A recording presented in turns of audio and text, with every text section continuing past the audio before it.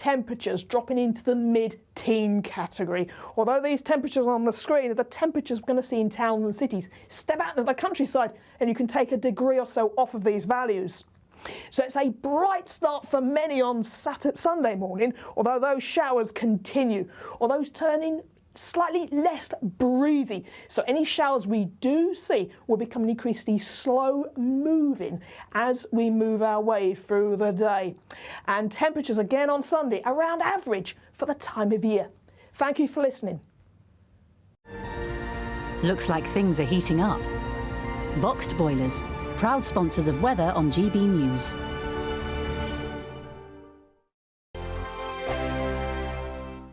What you get for breakfast is something that, if we do our jobs right, you will wake up to news that you didn't know the night before. It's a conversation. It's not just me and Eamon. We want to get to know you, and we want you to get to know us. From 6, it's Breakfast with Eamon and Isabel. Monday to Thursdays on GB News, Britain's news channel. Westminster is going around in ever-decreasing circles, followed by the media. Britain is broken. How on earth did we get into this mess? But more importantly, how do we get out of it? Join me at 7 p.m, Monday to Thursdays on Farage, here on GB News. We will have open, rational debate. We've got to work out how Britain moves forward from this. Join us here on GB News, the People's Channel. Britain is watching.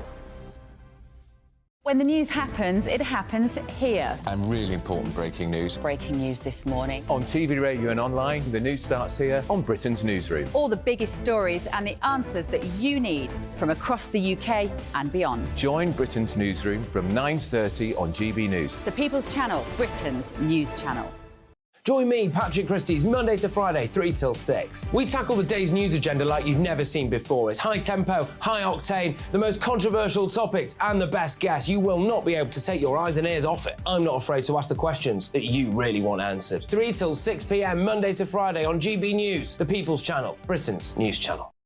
People in Britain, they love free speech, but they also love fair play. I don't care if I'm speaking somebody from a trade union, from the Labour Party, somebody from the SNP. And I think the viewers like to see that actually we can challenge one another, but in a positive way. We think we ask the questions that people want to ask, and often we ask the questions that we wanted to ask in Parliament but never got the chance to ask. So join us every Saturday, 10 a.m. till noon on GB News, Britain's news channel. Hi, I'm Dan Wootton. You can watch me live on GB News Monday to Thursday from 9 p.m. And did you know that you can also watch and listen live on our website, gbnews.com. You'll always be up to date on the latest breaking news, as well as enjoying the best stories, opinions and shows. You can even join the debate under our live player as you're watching. So head straight to gbnews.com on TV, radio and online. GB News, Britain's news channel. It's all about family, being in people's living rooms, all the interaction and getting to know who our viewers and listeners are. When I was young, my dad used to say, no, stop arguing. I wanted an outlet that would enable me to give my opinion. People are going through a really hard time right now, and I know that you don't feel like you're being listened to by the establishment. I came to GB News because it's the People's Channel, and I want the audience to have their say on the events of the day. We're dynamic. We do something different. Democracy shows that the wisdom of the nation is in its people. I get to travel to find out what the story is from a personal perspective. The British people aren't fools. We know when we're not being told the full story. We've got to work out how Britain moves forward from this. It's the best country in the world. The establishment had their chance. Now we're here to represent your views. Britain's watching. Britain's watching. Britain's watching. We're proud to be GB News, the People's Channel, Britain's news channel.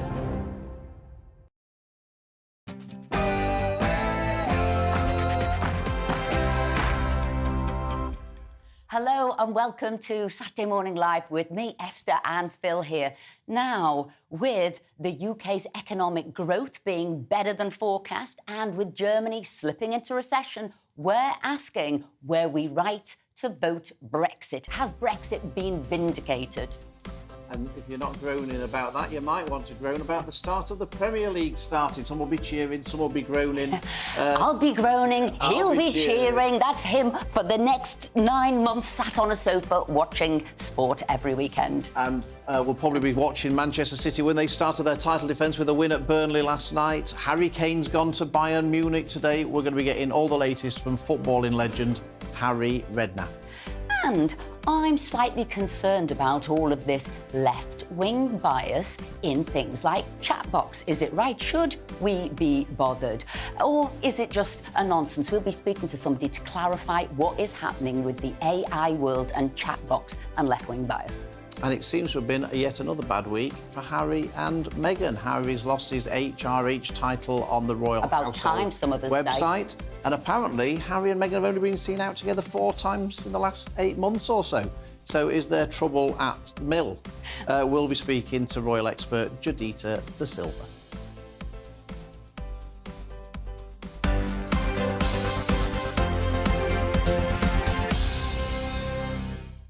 And of course, we want to hear your view today, so get in touch, get involved in the show. Email us gbviews@gbnews.com. But before all of that, here's the news headlines with the wonderful Ray.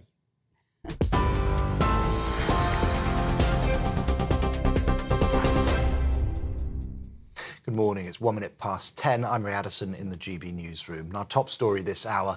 1 person has died and 54 others have been rescued after their small boat got into difficulties in the Channel this morning.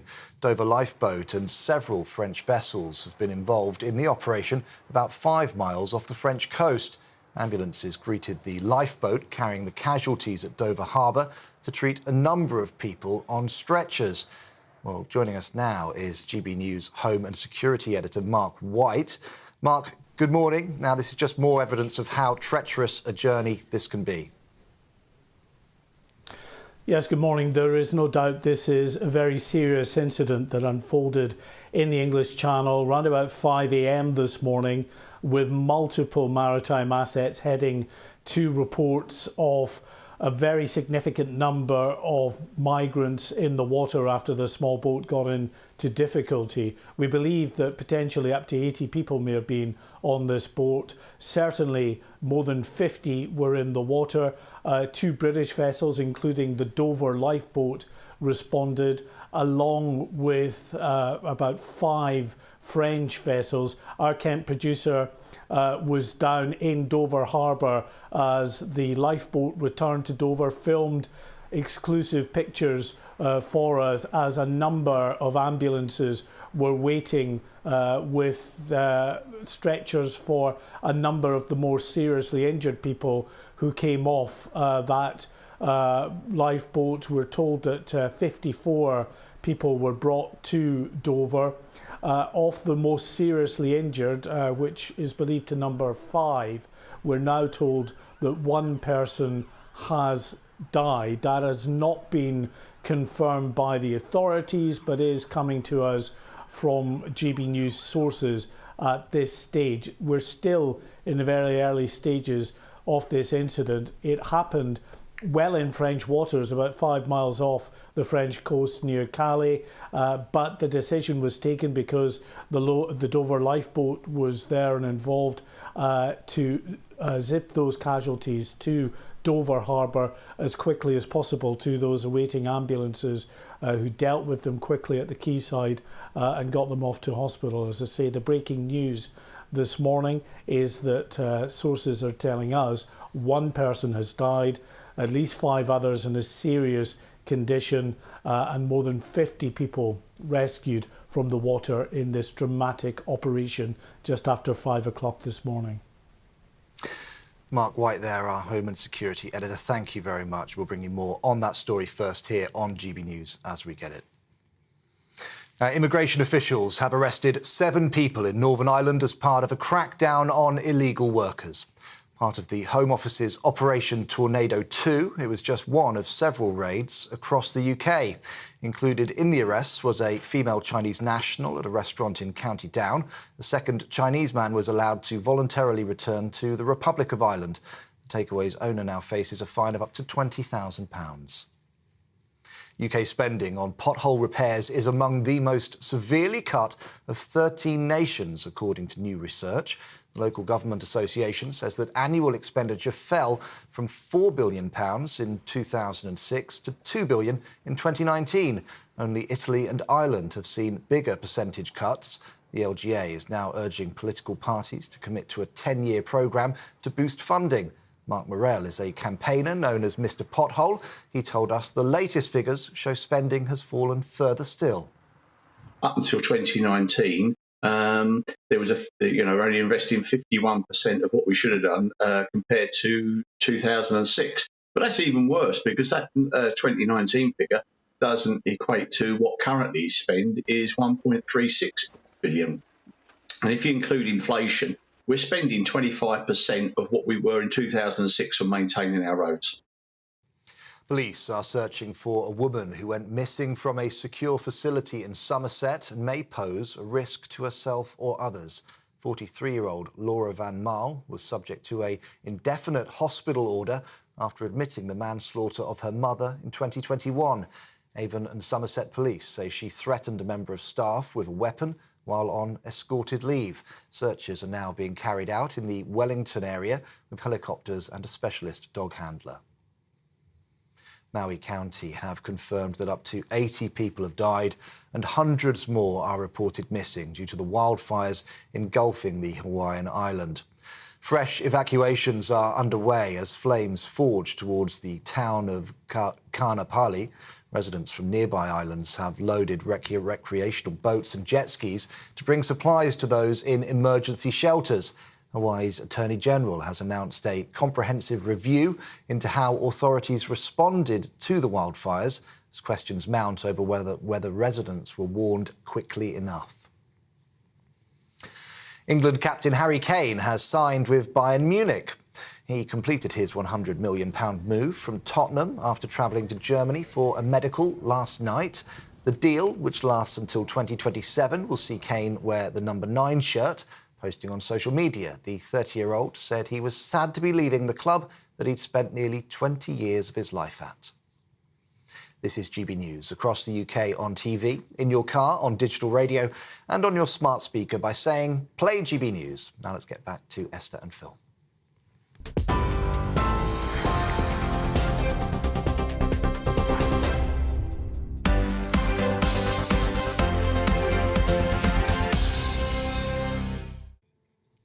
Thanks for that, Ray. Now, the economic figures came out this week, but what do they really mean? And with much better than expected economic growth figures this week for the UK and Germany going into recession, does this vindicate the decision to leave the EU?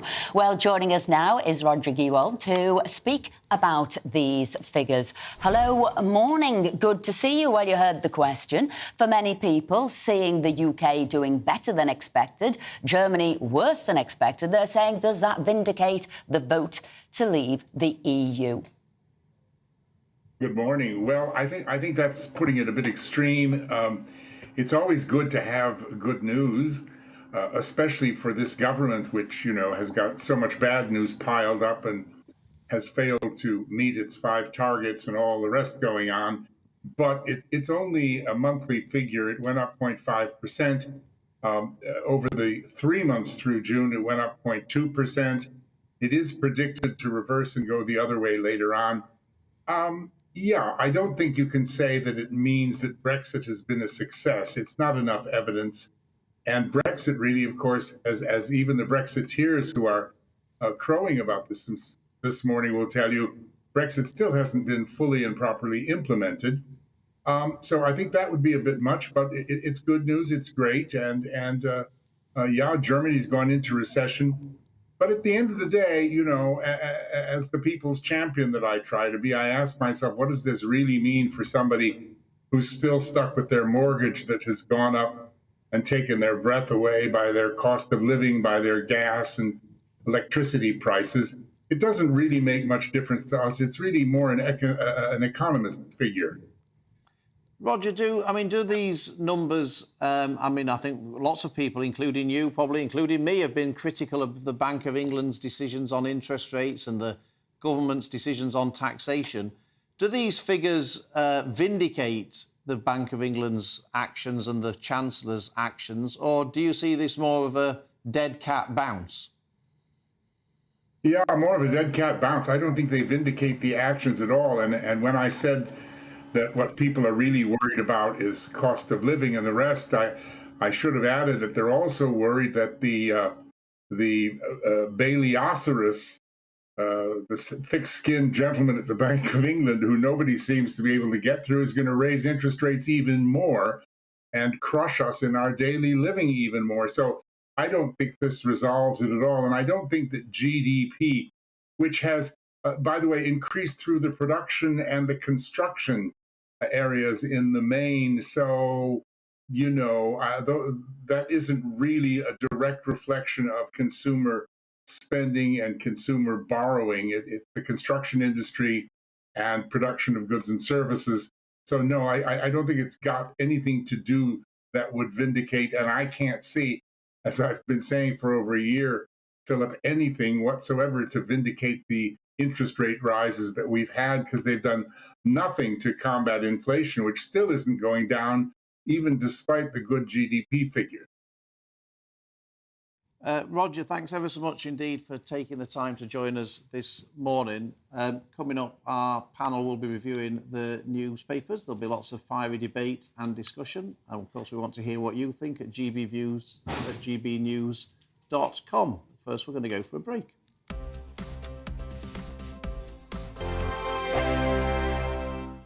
What you get for breakfast is something that, if we do our jobs right, you will wake up to news that you didn't know the night before. It's a conversation. It's not just me and Eamon. We want to get to know you, and we want you to get to know us. From 6, it's Breakfast with Eamon and Isabel. Monday to Thursdays on GB News, Britain's news channel.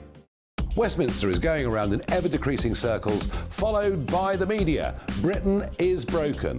How on earth did we get into this mess? But more importantly, how do we get out of it? Join me at 7 p.m, Monday to Thursdays on Farage, here on GB News. We will have open, rational debate. We've got to work out how Britain moves forward from this. Join us here on GB News, the People's Channel. Britain is watching. When the news happens, it happens here. And really important breaking news. Breaking news this morning. On TV, radio and online, the news starts here on Britain's newsroom. All the biggest stories and the answers that you need from across the UK and beyond. Join Britain's newsroom from 9:30 on GB News. The People's Channel, Britain's news channel. Join me, Patrick Christie's, Monday to Friday, 3 till 6. We tackle the day's news agenda like you've never seen before. It's high tempo, high octane, the most controversial topics and the best guests. You will not be able to take your eyes and ears off it. I'm not afraid to ask the questions that you really want answered. 3 till 6 p.m, Monday to Friday on GB News, the People's Channel, Britain's news channel. People in Britain, they love free speech, but they also love fair play. I don't care if I'm speaking somebody from a trade union, from the Labour Party, somebody from the SNP. And I think the viewers like to see that actually we can challenge one another, but in a positive way.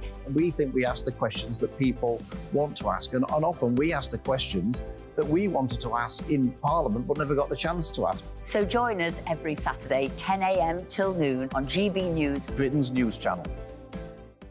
Hi, I'm Dan Wootton. You can watch me live on GB News Monday to Thursday from 9 p.m. And did you know that you can also watch and listen live on our website, GBNews.com? You'll always be up to date on the latest breaking news, as well as enjoying the best stories, opinions and shows. You can even join the debate under our live player as you're watching. So head straight to GBNews.com on TV, radio and online. GB News, Britain's news channel. It's all about family, being in people's living rooms, all the interaction and getting to know who our viewers and listeners are. When I was young, my dad used to say, "Nana, stop arguing." I wanted an outlet that would enable me to give my opinion. People are going through a really hard time right now, and I know that you don't feel like you're being listened to by the establishment. I came to GB News because it's the People's Channel, and I want the audience to have their say on the events of the day. We're dynamic. We do something different. Democracy shows that the wisdom of the nation is in its people. I get to travel to find out what the story is from a personal perspective. The British people aren't fools. We know when we're not being told the full story. We've got to work out how Britain moves forward from this. is the best country in the world. The establishment had their chance. Now we're here to represent your views. Britain's watching. Britain's watching. Britain's watching. We're proud to be GB News, The People's Channel. Britain's news channel.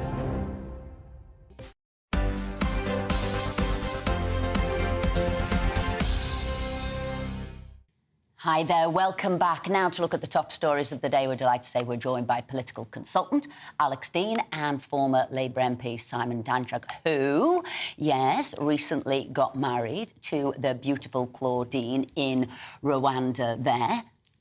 Simon has shared some exclusive pictures with us from the wedding. We wanted to show them and share them with you before we did the newspapers. Many congratulations. Simon. Thank you very much. It looked like a fantastic day. It was a great day, yeah, absolutely, in Kigali in Rwanda, a traditional Rwandan wedding. So it went on for several hours, but some amazing dancing, tribal dancing. By which was you? fantastic. A little bit of dancing by me, actually. We never saw those pictures. No. When they said these are exclusive ones for us. That's the video to keep away. I don't blame you. I've got some shocking photos of Philip dancing. I think I don't need to see those either. So, right, where are you? What are you going to do? Are you going to both live in the UK? Are you going to live in Rwanda? Are you living half and half? Yeah, more or less half and half. I think we'll be based in London. Yeah. We've just applied. Well, we've applied for a visa for. Oh, well, that's not going to be easy. It's not speedy. Speedy. No, it's not easy at all. No. And will it happen? Well, it should happen, shouldn't it? I mean, though I wrote an article the other day saying it's easier to enter the country illegally than it is for love. I mean, it's pretty difficult, actually. So that's something I'll probably start campaigning on. But, yeah, so we're in that process. We'll live in London, but we'll visit Kigali regularly. That's where our family is, and it's a great city. Well, you'll have to keep us up to speed with that, because I think everybody will want to know how has that gone. What's your first story? I chose this story on the front of the Mail. Trans row over women's wards. And I thought this was particularly interesting. So, supposedly, the Mail reports there is pressure to change NHS guidance that says patients can temporarily identify as female and then access an NHS ward that is reserved traditionally for women. I thought when we saw the leader of a political party choose as a hill to die on her attempt to send a male rapist to female prisons, I thought we'd finished with this nonsense. And to find that it's still going on, I think it will surprise many GB News viewers. And I think that the Health Secretary really does have to get to grips with this. This is not something that should still be happening. We've had this with prisons where people were able to self-identify as women and get moved into a women's prison, and that was stopped. I'd, like you, I think, Alex, presume that was a decision that had been made across government. And we were wrong. So is this something that's been done by individual NHS trusts? Correct. And this is the trouble. It's just like with the police force, which can decide to, keep the DNA from innocent people or not, depending on which force that happens in. Individual trusts and individual hospitals are sometimes saying, if you've chosen to temporarily define, not had an operation, you're not even on hormone treatment perhaps, you've chosen to define as a woman, then you will have access to a women's-only ward. Vulnerable people, by definition, they're in care, they're in a hospital, they're in a hospital bed, and someone turns up next to them who's chosen that day, or that week, to define as a woman. Doesn't seem right to me. Surely the staff there, somebody should have done something. It doesn't all have to go up to the Secretary of State, does it? You've got NHS England, you've got everybody... It's the staff who are doing it seems. That's right, but they are the people who should be overseeing and this. the vast majority of people watching this programme will say the NHS is struggling, just get on with treating patients. Never mind all this political correctness, the wokeism, just get on with treating patients. And that's what has to be the priority, but it's not in this case. Well, it's certainly come as a surprise to me, I must admit. Simon, what's your story? Oh, yeah, well, staying with the NHS, we've got on the Daily Express, doctors are striking to bring down Tories.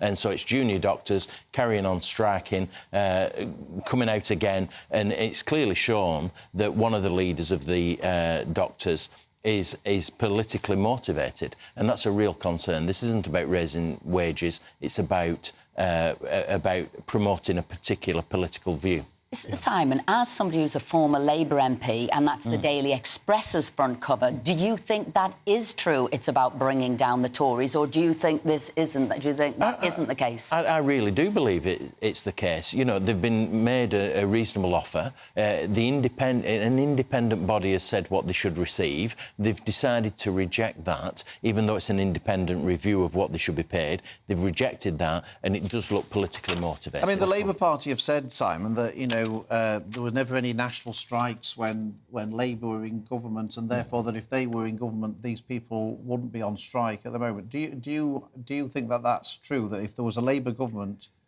they would have sorted out the doctors from striking, or the doctors wouldn't be striking if Labour were in government? Well, that's the latter point is interesting, isn't it? Whether the doctors would not be striking if it was a Labour government. They're clearly politically motivated. That's what the article suggests, and that's what I believe is to be the case. What do you think, Alex? I do think that I listened to the representative the BMA chose to put up in the media round yesterday, and it sounded like someone from left-wing central casting. It was clear that they were not willing to negotiate with the Westminster government, but were willing to negotiate with the government in Holyrood because they preferred the government north of the border. They thought that was a government they liked, effectively. As Simon says, if they feel, Alex, that the whether it's right or wrong, but if they feel that the Conservative government isn't as committed to the NHS generally as the Scottish government is or the Welsh government is, then are they not, whether you agree with them or not, are they not justified in taking that decision that they want to treat the governments differently because they don't trust the Conservative government in the UK? They are, of course, entitled to form their own view. They're entitled to think less of people on one side of politics than they do on another. What they shouldn't, in my view, be able to do is basically take over what was hitherto a representative body, the BMA, turn it into a campaigning organisation for a particular angle in politics, and then march doctors out of hospitals, where the people who will suffer in the end isn't the government who get blowback. Who cares about that? It's patients being treated in hospitals. 7 million operations in a backlog. And the ultimate outcome, if you even are willing to say, you know, the people who will actually die as a result of this, and there will be some, will be very small, consider the diminution of quality of life across a population with as diverse a set of needs as we face now, who are not getting the operations that the healthcare system itself has said they need. But they've got to ballot their members. So even if some people at the top of the BMA have this view, if they've got to ballot their members, surely they can only take this action if the members support them in doing it. That's a fair point, but of course memberships in every organisation tend to heed and listen to the leadership they've put into the places concerned, and you've got a responsibility as a leader of that organisation to try and see things in the round, especially when you've got a literal duty of care to the patients who've done nothing wrong and expect to receive treatment in this system. The voice I think we all need to hear a lot more about is people on the waiting list, is somebody who thought they were going into hospital. You might not want to hear from politicians, you might not want to hear from those junior doctors, but you certainly want to hear the harrowing stories of people who aren't getting their operations.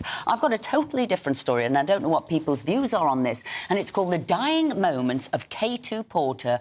Only 2 climbers tried to save him. The long and short of this was that they were so desperate to get the milestone to win. What would you say? Want to get to the top of K2. They did in the fastest time ever. That they actually walked past somebody there who needed their help and support, who'd been the Sherpa helping them to get to the summit, but they left him to die. Now, on first read, it is absolutely harrowing. Absolutely it is. But people have said, and those who were on the climb, they said, we did all we could do. There's nothing you can do when you're that high up. And there were bits of justification of it. If you're not fit enough, you should never have come on this anyway, because you're putting everybody else at risk. And then other people said they celebrated when they got to the top, only hours or moments later, because they had beaten that record. Where do you fit on that? Should they have stopped and saved the person? I mean, what do we do here? Or is this just extremist sports and this is what they sign up to? I try not to think the worst of people instinctively. I try to think that, for example, they were told by their peers on the mountain with them we'll look after this person, you carry on. That's the sort of thing that might have been said to them. And they may not have known that this person's condition had deteriorated by the time they reached the top. So I don't think one needs to criticise individuals or second-guess what happened to realise there's something systemically wrong with these attempts, because this isn't a one-off. This happens relatively frequently, and Everest is the same. You know, from Green Boots, one of the most famous kind of corpses that was on the top of our highest mountain, to examples like the one you have. Literally hundreds of bodies now litter and line the routes to the world's highest summits, and people necessarily have gone past them as they could have been cared for, or indeed as their bodies could have been brought down in a respectful way. I think there's something systemically wrong, whatever happened in this example. It is truly tragic. I mean, the guy was 27, Mohammed Hassan, and he's a local guy, isn't he? So you've got Westerners passing by his body whilst he's quite literally dying near to the summit. I do think it begs questions about these extreme sports and how they're conducted, and how the people who are there to facilitate it are treated. I think questions have to be asked. No doubt about that. Simon, Alex, thank you very much indeed, as ever. You'll be back with us in the next hour for more stories. Coming up with the start of the Premiership last night, with Manchester City beating Burnley, and the Lionesses in their quarter-final match today. We'll be speaking to the legend Harry Redknapp to get his views on all things football. That warm feeling inside. From Boxed Boilers. Proud sponsors of weather on GB News.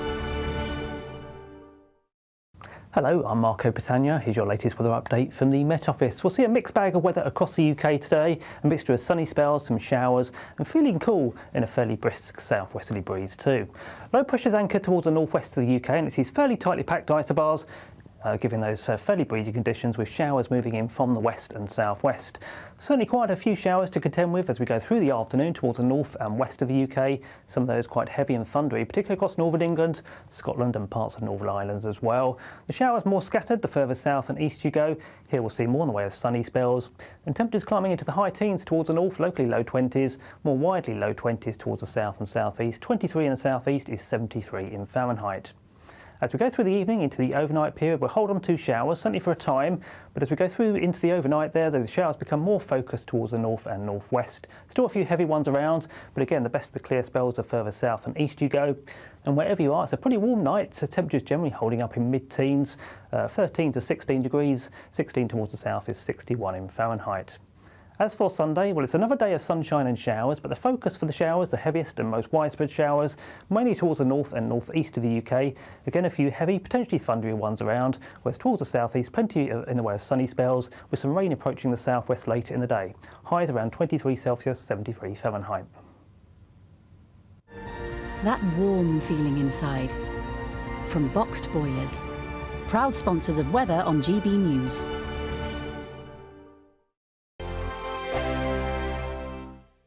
The Live Desk with me, Mark Longhurst. And me, Pip Thompson. It's here Monday to Friday on GB News. From midday, we'll bring you the news as it breaks, whenever it's happening and wherever it's happening, from across the UK and around the world. Refreshing, feisty, but with a bit of fun too. If it matters to you, we'll have it covered on TV, radio and online. Join the Live Desk on GB News, the People's Channel, Britain's news channel. Weeknights on GB News from 6 p.m. You'll always get drama. Please stop, Michelle. I know, yeah. Please stop. Should I just shut up? Romance. You like me, I like you. There you go. There you are. Well, don't tell anybody. Adventure. Etc. That's the whole point. But bomb. And action. Sergeant, we're being greeted by superstar panel that are already at it. They're fighting. It's going to be quite a show. Only on GB News, the People's Channel, Britain's news channel. At Jubes & Co, we tackle the issues of the day with real, robust debate. Both sides of the fence, battling it out with me in the middle with my forthright opinions and views. And often really interesting things happen because you start with a position and then by the end of the debate you find actually, well, I might not have thought about that one. What we need in this country is 2 new political parties. You should maybe think about doing a 2024 calendar. I'm Michelle Dewberry and I'm keeping you company right through until 7 o'clock this evening. GB News, the People's Channel, Britain's watching. Monday to Thursday, 9 p.m. till 11 p.m. Join me, Dan Wootton. I'll bring you the sharpest takes and hottest debates. Do you not believe in prison? I don't believe in prisons. I'm completely stunned. I guarantee you there'll be no spin, no bias, no censorship. I actually was personally quite offended by it.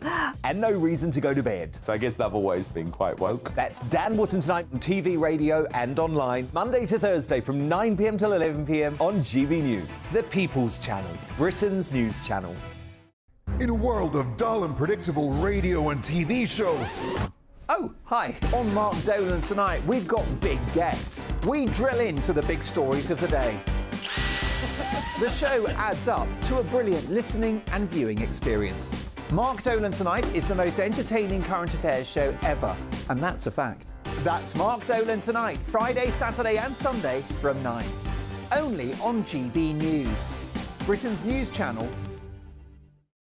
Like all families, we have arguments every now and then, but actually we agree on what the mission of GB News is, and that's the most fundamentally important thing. GB News provides the kind of platform that lets all voices be heard. We don't hold back. We're free to say what we really think. Just because some people who live in a tiny little Westminster bubble think that their particular story is important, that's not the most important story for me. And often there will be difficult stories that you won't find on the establishment media. Because what people think in the north of England may be very different to what they're thinking in the home counties. We're going to carry on telling the world what life is really like for households up and down the UK. We love to be in your car, in your kitchen as you're having your breakfast. Whatever you're doing, you are part of the show. If it matters to you, it matters to us. Britain's watching. Britain's watching. Britain's watching. We're proud to be GB News. The People's Channel. Britain's news channel.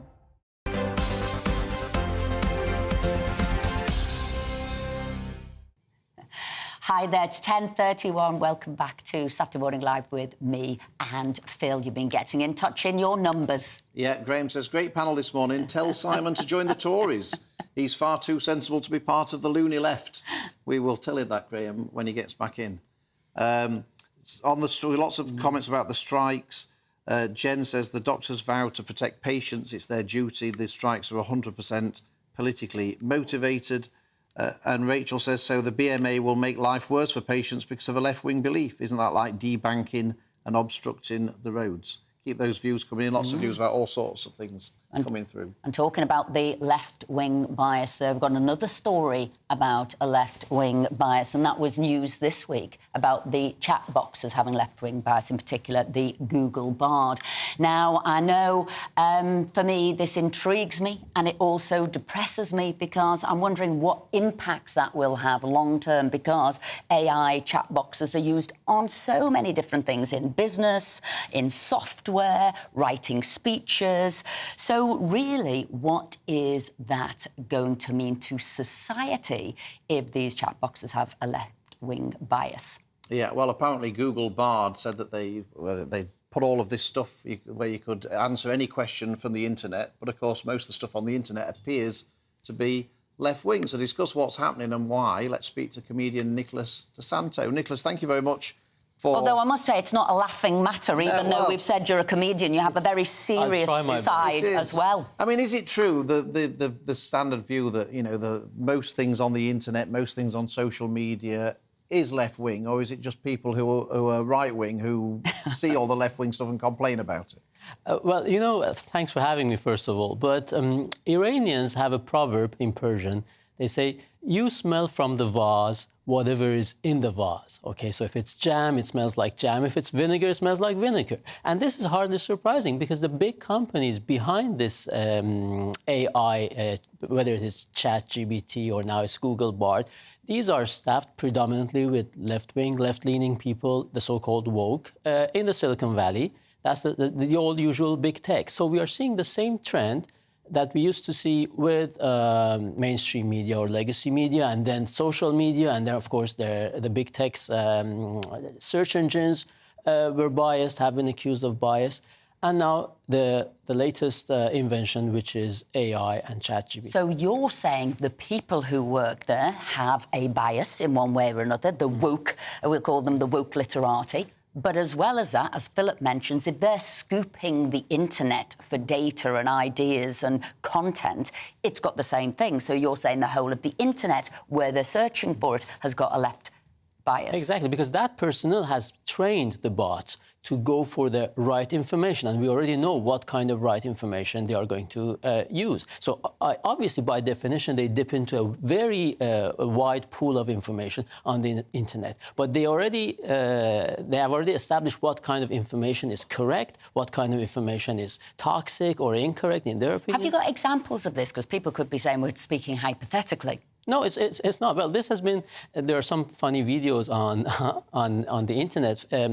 American conservative commentator, as early as maybe 6-7 months ago, he tried ChatGPT actually, and now we're talking about Google Bard, and he's put a nice video there, and there are others as well. You go on there, you ask ChatGPT, or in this case, with the Daily Mail investigation, Google Bard. Okay, what is a woman? Then other issues, Brexit, the UK questions. What do you think about Jeremy Corbyn, or what do you think about Brexit? American questions, did Trump win? Did Trump lose? Was Trump clever? Is Joe Biden clever? And in all these cases, you see there's a slant towards the left-leaning opinion. So why are people doing that? Is it a financial reward? Is it just the way we're going and actually the left will dominate the world eventually? I mean, why? Well, there used to be a time when some of us who were maybe more optimistic thought, oh, these college kids, they are in their college bubbles with their safe spaces and, you know, feelings are more important than facts and all that. But they'll get to the corporate world, they'll get into the real world, and they will wise up. It didn't happen. It's not working, is it? Because now they have walked into the corporate world and they are turning or transforming the corporates into their own image and likeness. So that's really the danger. Corporates are going woke. I mean, lots of people say, you know, all the comedians all seem to be left-wing as well. Is it that, or is it just that by definition comedians are maybe young people who are behind this anti-establishment? Mm-hmm. And because in this country we've had conservative prime ministers for 13 years, it's inevitable that comedy and young people who are anti-establishment will be in effect therefore portrayed as left-wing. Whereas if there'd been a Labour prime ministers for 13 years, they probably would be seen as being right-wing because they're just anti-establishment. Well, very good point. But who is the establishment and what does the establishment really want? OK, the UK is a bit of an anomaly because we've had conservatives in power for almost 13 years. And in my opinion, no disrespect to Esther, they haven't been very conservative. but apart from that, generally in the West, if you look at what establishment is and what establishment wants, who is the real punk rock and who is the real rebel nowadays? If you look at net zero, if you look at gender politics, if you look at what the US government is saying in terms of LGBT narrative or climate change or whatever, actually the ones who question these ideas are now the punk rocks or the rebels. Nicholas Asanto, thank you very much indeed for coming in and joining us. And will you be on Headliners tonight or are you on next week? I will, yeah. You're on tonight. What time? 11 o'clock 11 UK o'clock. time. GB News headliners, he'll be there. Now, look, in response to the allegations, Google has said that Bard is an experiment that can give inaccurate or inappropriate information, and users' feedback is helping us improve our systems. Make of that what you will. Now, a lot has been kicking off in the sports world this week. The Premier League is back. Manchester City beat Burnley in the first match last night. Harry Kane's off to Germany. And, of course, the Lionesses will be playing in the quarter-finals in not just a short while. Now, joining us, we have former Premier League manager, all-round superhero in the sports world, Harry Redknapp, to give us the latest update. So I'm going to start with another Harry. Harry there, who's off to Bayern Munich. Seems like that's the big signing.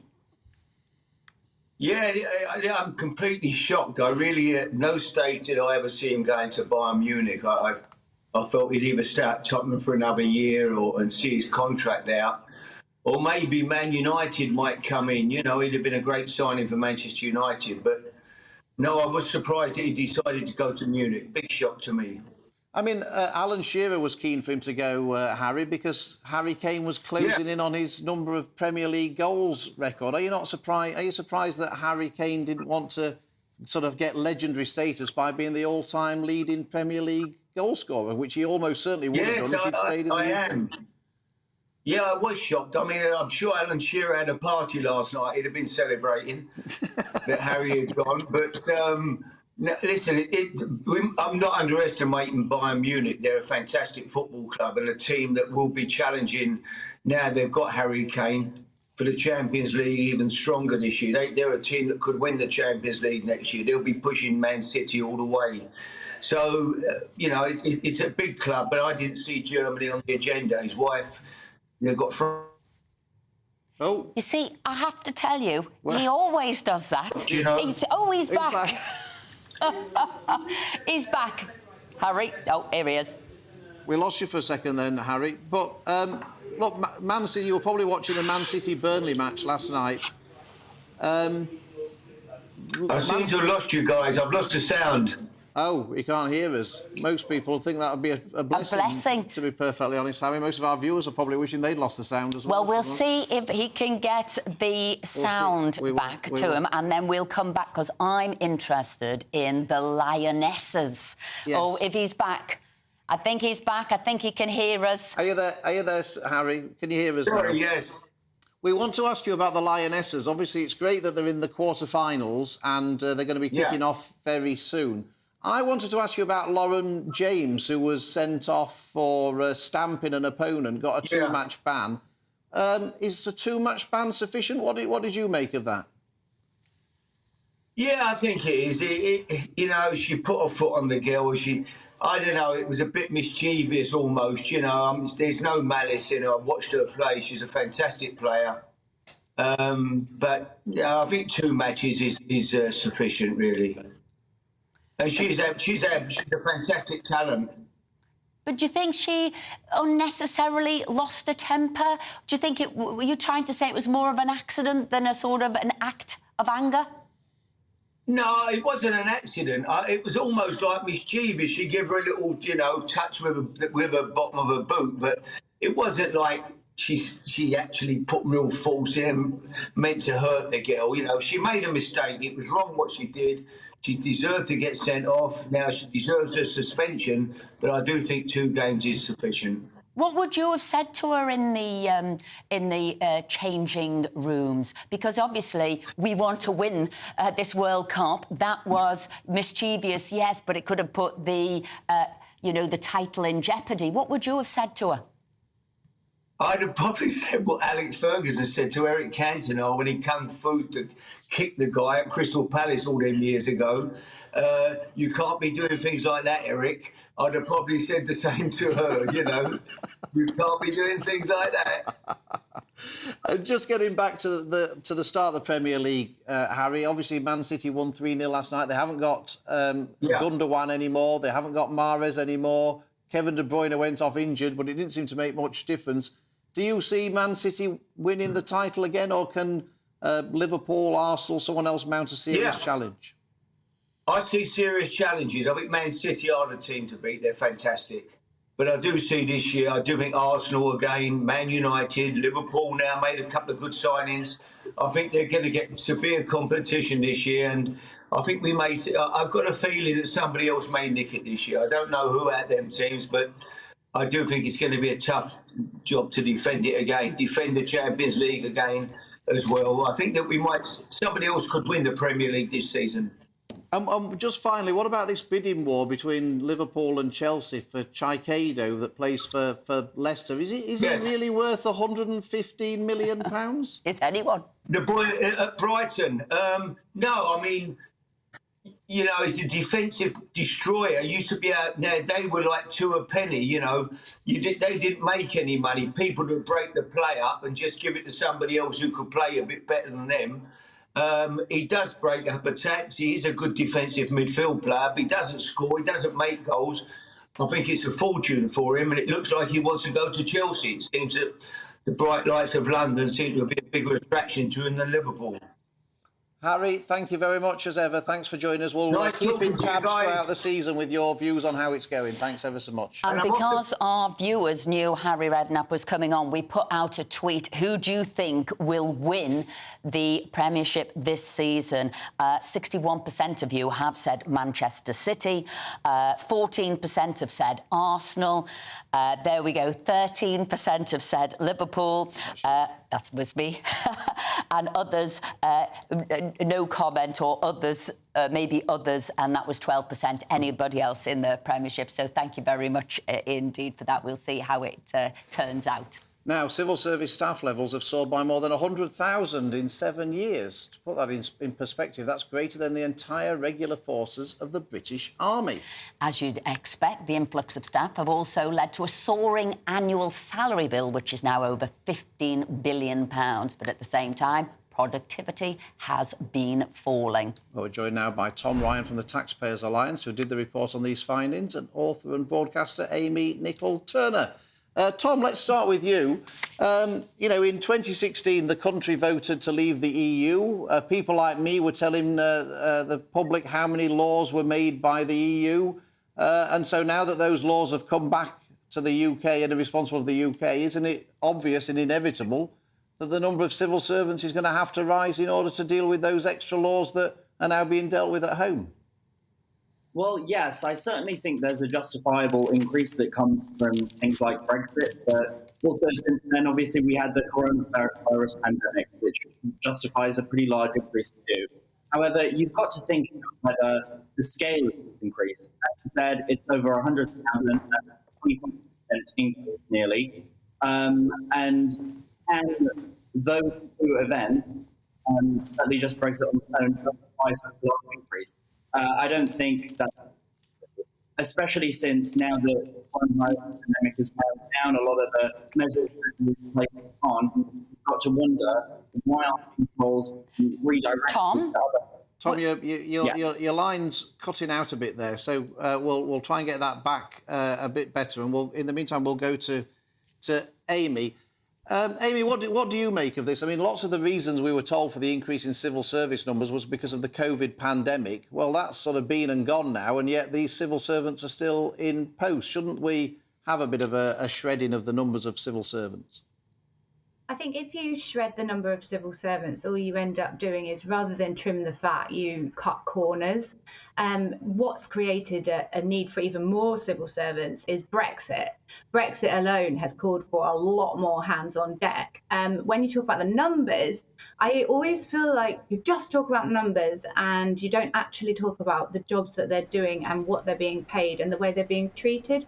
And I know firsthand, because I've heard from civil servants, because I was involved in a conversation like this earlier in the week, and they said their morale is so low because they just get characterised as these overpaid, not lazy, snowflakey workforce, when really the mean pay is closer to a low wage. Most people are just above a living wage, whereas people tend to cherry pick very high paid positions, which most of the time are really warranted anyway. And an example of where we've cut the civil service and then come to regret it was in 2017. Amy, we're talking about numbers there, and I think it is therefore important to talk about productivity that has gone down.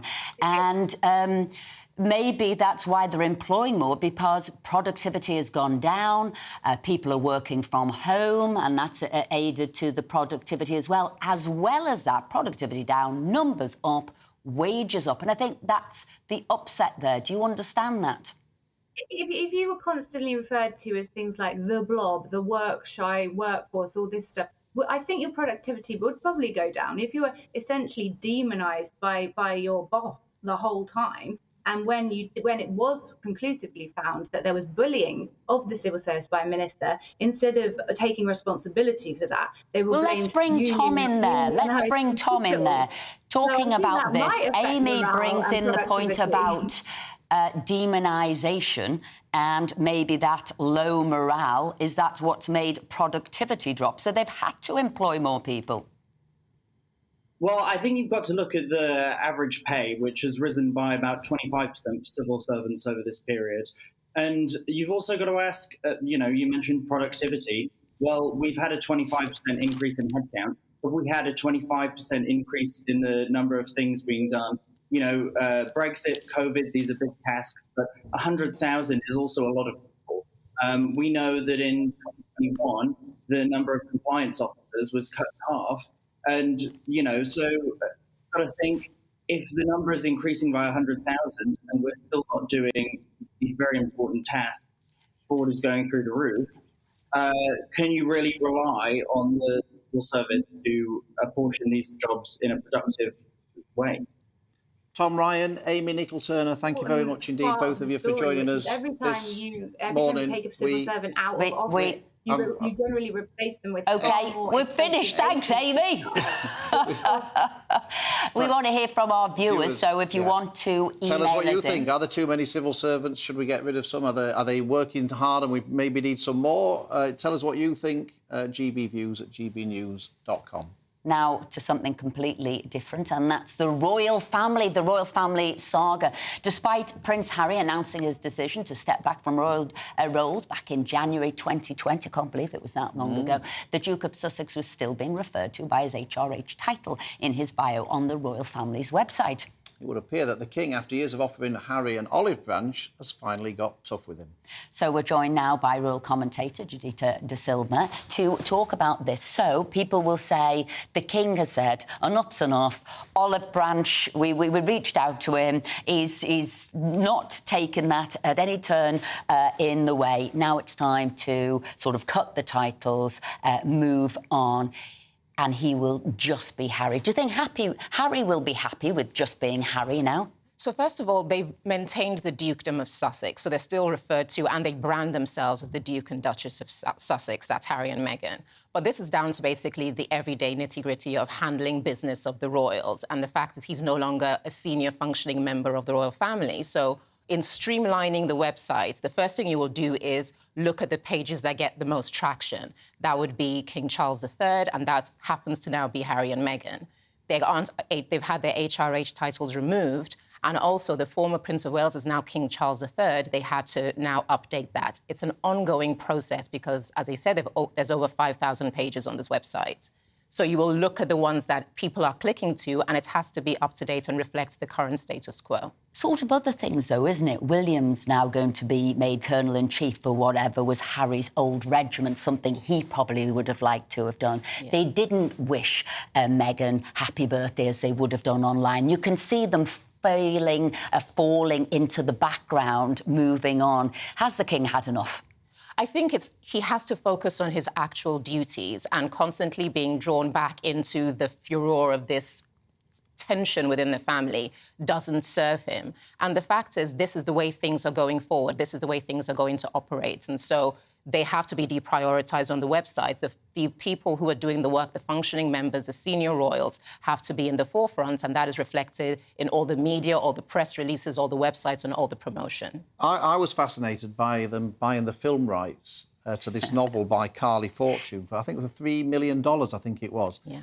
What's all this about? Is this Meghan wanting to go back into the film world, maybe as an actress or as a director, or what's behind all of this? Yeah. This is now there are two sides. When you look at it from behind the scenes of how the movie business works, everyone knows that the real money is executive money. At the end of the day, the top 1% of the 1% of Hollywood stars, they might make millions, but at the end of the day, there's a name on their paychecks. There's someone who makes more. That's executive money. They've had a bit of a catastrophe with their business dealings thus far, so they're thinking going to the executive side of show business is where you can make great money if you find a success. And right now, finding IP that resonates with people. Think of Twilight, think of Hunger Games. They've bought the rights to Carly Fortune's Meet Me at the Lake. It was a New York Times best-selling book. It was published in May. She's happy to be partnered with them.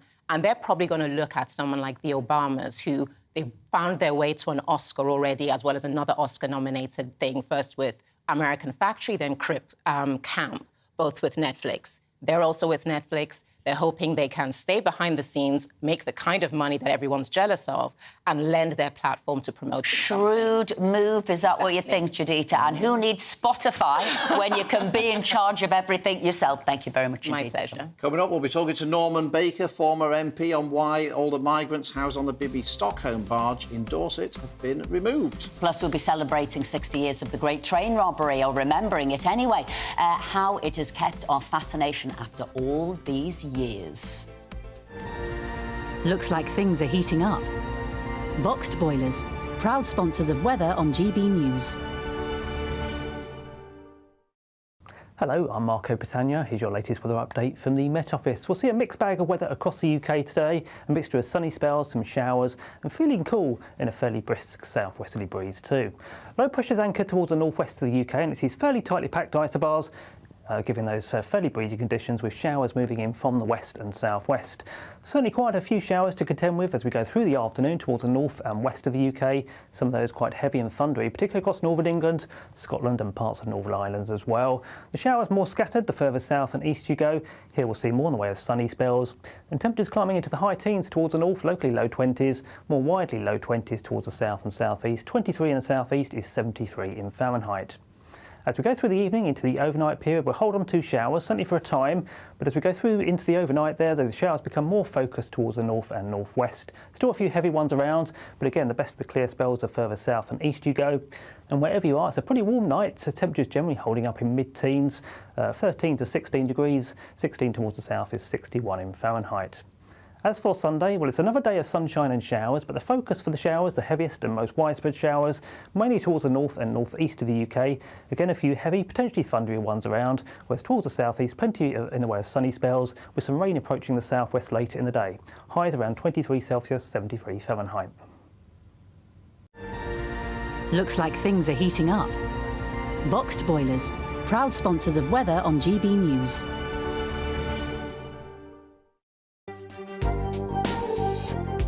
Join me, Camilla Tominey, from 9:30 on Sunday morning when I'll be speaking to Andy Street, the Mayor of the West Midlands, to find out if the government's levelling up agenda is working, and for the latest on the burned down Crooked House pub in Dudley.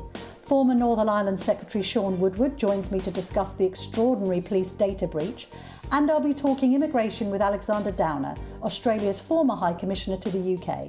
Whatever you do, don't miss the Camilla Tominey Show this Sunday morning from 9:30.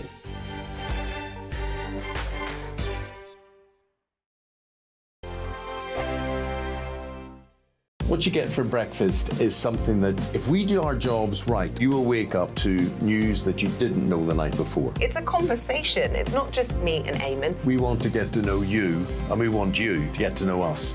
From 6, it's Breakfast with Eamon and Isabel. Monday to Thursdays on GB News, Britain's news channel. Westminster is going around in ever-decreasing circles, followed by the media. Britain is broken. How on earth did we get into this mess? But more importantly, how do we get out of it? Join me at 7 p.m, Monday to Thursdays on Farage, here on GB News. We will have open, rational debate. We've got to work out how Britain moves forward from this. Join us here on GB News, the People's Channel. Britain is watching. When the news happens, it happens here. And really important breaking news. Breaking news this morning. On TV, radio and online, the news starts here on Britain's Newsroom. All the biggest stories and the answers that you need from across the UK and beyond. Join Britain's Newsroom from 9:30 on GB News. The People's Channel, Britain's news channel. Join me, Patrick Christie's, Monday to Friday, 3 till 6. We tackle the day's news agenda like you've never seen before. It's high tempo, high octane, the most controversial topics and the best guests. You will not be able to take your eyes and ears off it. I'm not afraid to ask the questions that you really want answered. 3 till 6 p.m, Monday to Friday on GB News, the People's Channel, Britain's news channel. People in Britain, they love free speech, but they also love fair play. I don't care if I'm speaking somebody from a trade union, from the Labour Party, somebody from the SNP. And I think the viewers like to see that actually we can challenge one another, but in a positive way. We think we ask the questions that people want to ask, and often we ask the questions that we wanted to ask in Parliament but never got the chance to ask. So join us every Saturday, 10 a.m. till noon on GB News, Britain's news channel. Hi, I'm Dan Wootton. You can watch me live on GB News Monday to Thursday from 9 p.m. And did you know that you can also watch and listen live on our website, gbnews.com. You'll always be up to date on the latest breaking news, as well as enjoying the best stories, opinions and shows. You can even join the debate under our live player as you're watching. So head straight to gbnews.com on TV, radio and online. GB News, Britain's news channel. It's all about family, being in people's living rooms, all the interaction and getting to know who our viewers and listeners are. When I was young, my dad used to say, "Nana, stop arguing." I wanted an outlet that would enable me to give my opinion. People are going through a really hard time right now, and I know that you don't feel like you're being listened to by the establishment. I came to GB News because it's the People's Channel, and I want the audience to have their say on the events of the day. We're dynamic. We do something different. Democracy shows that the wisdom of the nation is in its people. I get to travel to find out what the story is from a personal perspective. The British people aren't fools. We know when we're not being told the full story. We've got to work out how Britain moves forward from this. It's the best country in the world. The establishment had their chance. Now we're here to represent your views. Britain's watching. Britain's watching. Britain's watching. We're proud to be GB News, The People's Channel. Britain's news channel.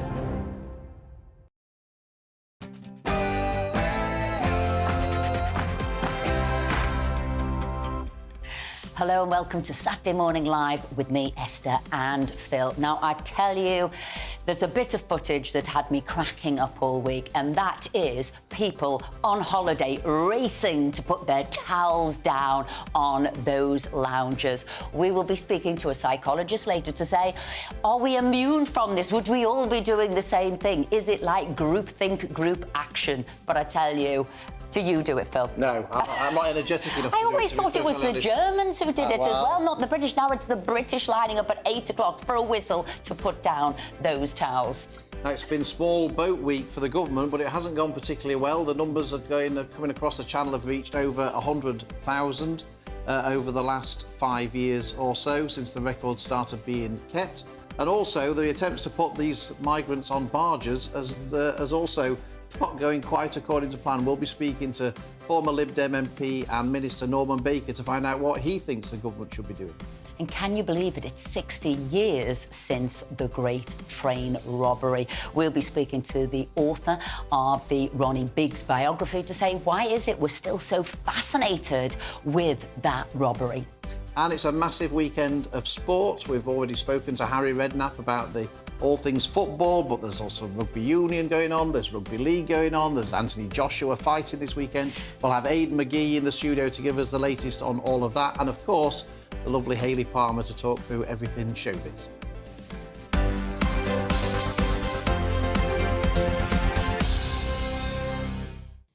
And of course, as always, we want you to be part of the show, so please email us your views, gbviews@gbnews.com. They've already been coming in thick and fast. But before all of that, here's the latest headlines with Ray.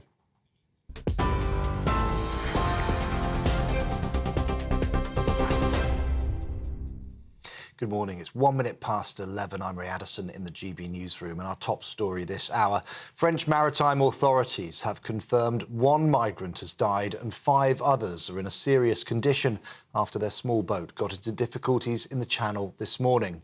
Dover Lifeboat and several French vessels have been involved in the operation, about 5 miles off the French coast. Ambulances greeted the lifeboat carrying the casualties at Dover Harbour to treat a number of people on stretchers. The Home Office will chair an emergency meeting of the small boat's operational Gold Command this morning. Now joining us is GB News Home and Security Editor Mark White. Good morning, Mark. Now this is a rapidly developing story. What can you tell us? Well, a very serious and significant incident that is unfolding in the Channel this morning, and as we speak, there are still search and rescue operations underway around the area where this small boat got into difficulty, looking for any others who may still be missing, unaccounted for. We know that 54 people, according to French authorities, were pulled from the water. Now, they were taken to Dover Harbour. Our fixer, our producer in Kent, got these exclusive images off those lifeboats and ambulance personnel taking casualties off the lifeboat, several of them in a stretcher. The latest we are getting from French maritime authorities is that 5 people are in a serious condition in hospital. One of those who was pulled from the water subsequently died. It is a very busy day in the Channel. As we speak, we're getting reports of more incidents involving small boats. One incident involving 2 lifeboats and a border force vessel out in the Channel at the moment.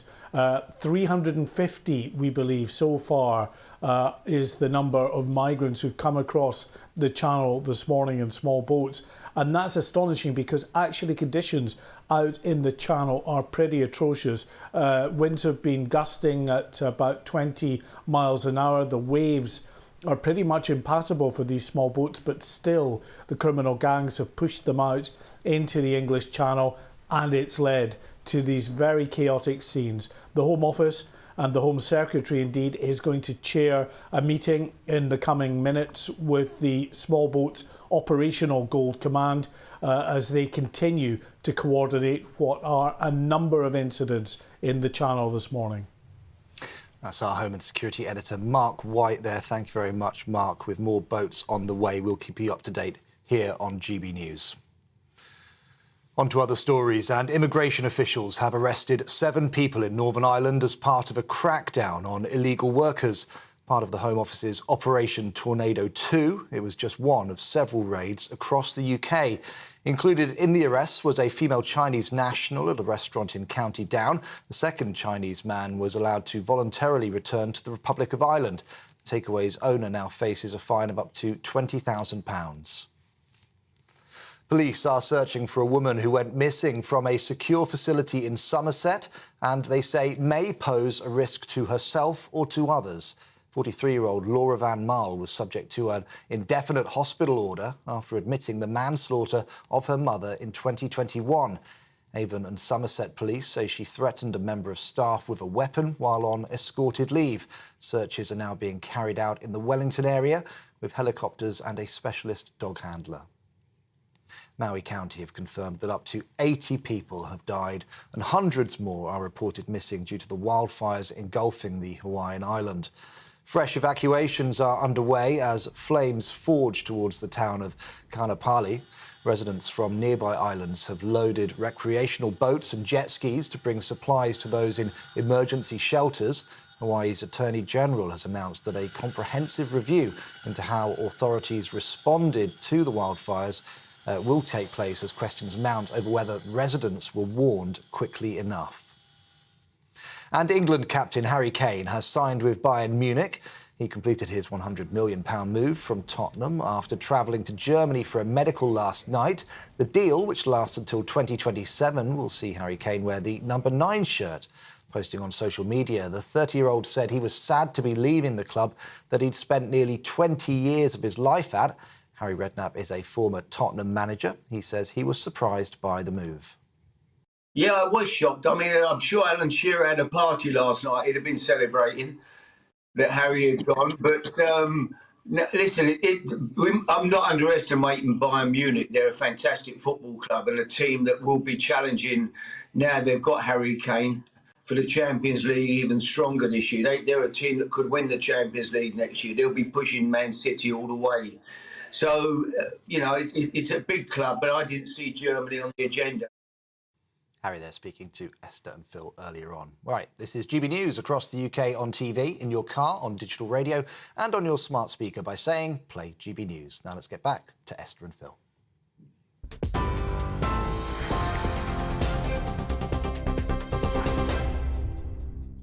Thanks very much, Ray. Now, all the migrants housed on the Bibby Stockholm barge in Dorset have reportedly been removed after traces of Legionella bacteria were found in the water system. The Home Office says no one has fallen ill and the evacuation was only a precautionary measure. Residents say they were told they will be moved back to the barge after a week. Well, joining us now is Norman Baker, former Liberal Democrat minister. So, Norman, we've got 100,000 people now having come in illegally since 2018. We're seeing some of those tragic stories now unfolding about people who take this dangerous journey. What would the Liberal Democrats do to stop this illegal migration, people coming over from Calais in dinghies? Well, I'm not here to speak for the Lib Dems, otherwise the Lib Dem minister, as you correctly say, Esther, but I'm not here to speak for them.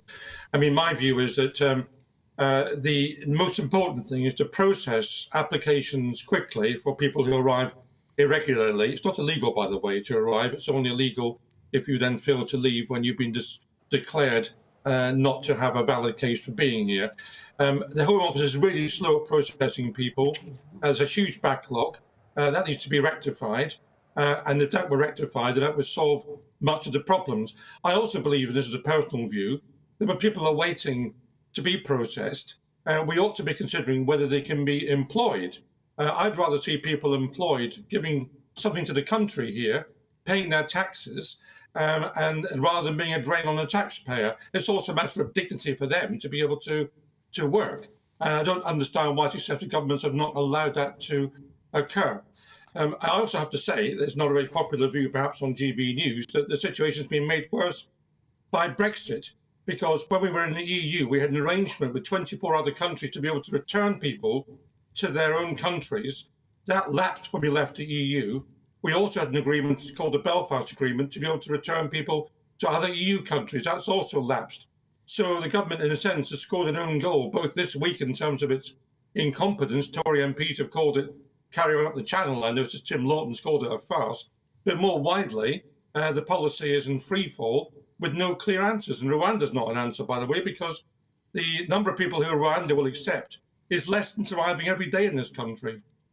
Well, there's quite a bit to unpick there, Norman. I mean, I think the government have now made it illegal to cross over the channel. The illegal migration bill now states that that is an illegal way of getting into the country and that they should therefore not have their asylum application even processed if they've arrived in that way. I mean, yes, there was an arrangement with the EU, but it was hardly ever used. I think it'd be fair to say hardly anybody was returned. It was there, but it was never actually used. Can I just ask you about the barges? Do you think that it's an appropriate place for asylum seekers to be processed and housed while their application's being processed on a barge, or do you have a fundamental objection to that? No, I don't. Well, first of all, I think it's regrettable we've got so many people who have to be housed, and that's because processing's not been quick enough. But there's nothing intrinsically wrong with the barge. What's wrong, I think, is the fact that it was not prepared properly, because the Legionnaire's bacteria arrive, as I understand it, because water's been lying in pipes for considerable time. And it's a very simple thing to flush the pipes out in advance of people arriving, and this situation wouldn't have occurred. So that's clearly an avoidable problem we've got here.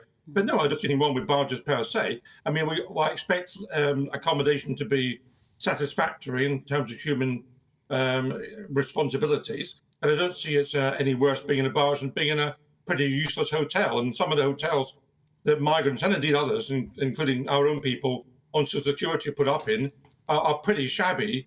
And there's a lot of people making a great deal of money from very shabby accommodation. Norman Baker, thank you very much indeed for joining us this morning. We very much appreciate your time.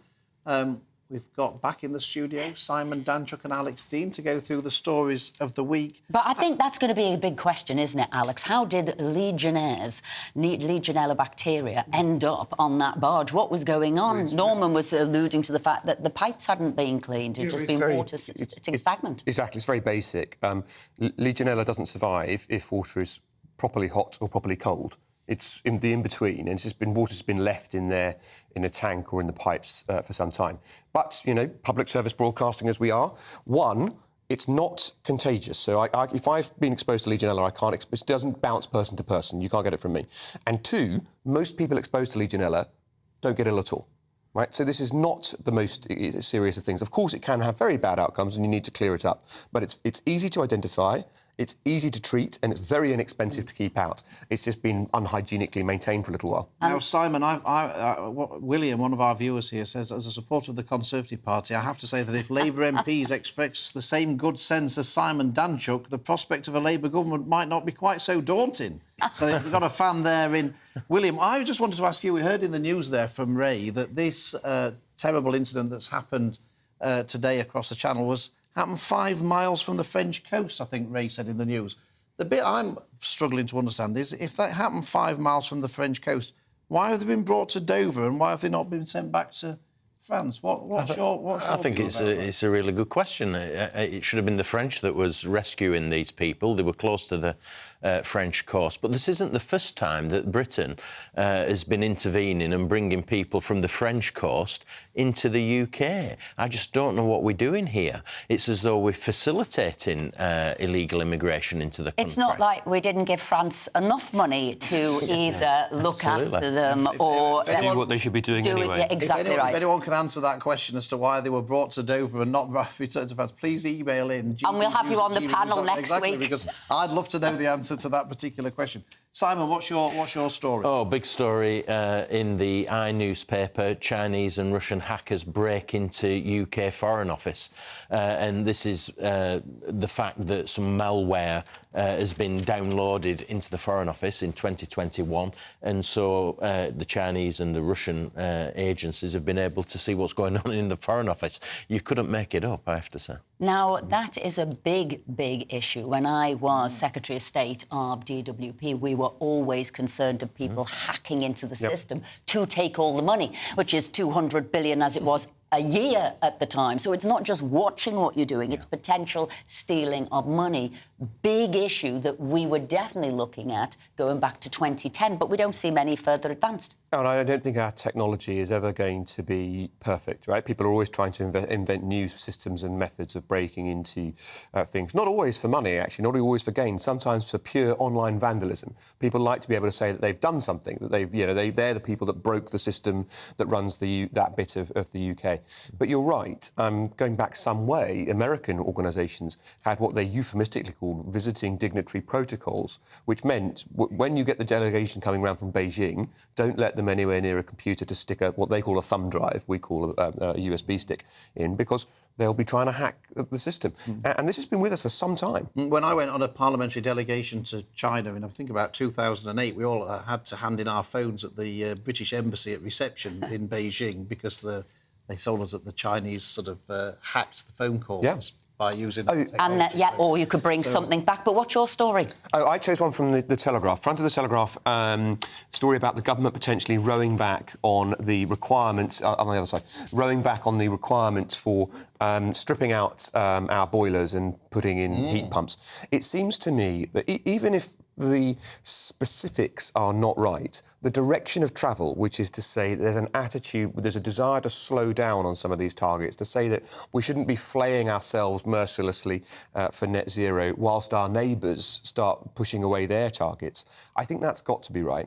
And I think that the two things that government's quite likely to look at before the next election, so not in the medium term, but really quite soon. The first is the commitment to try and say we can't have combustible engines in cars anymore by 2030. I just don't see that lasting.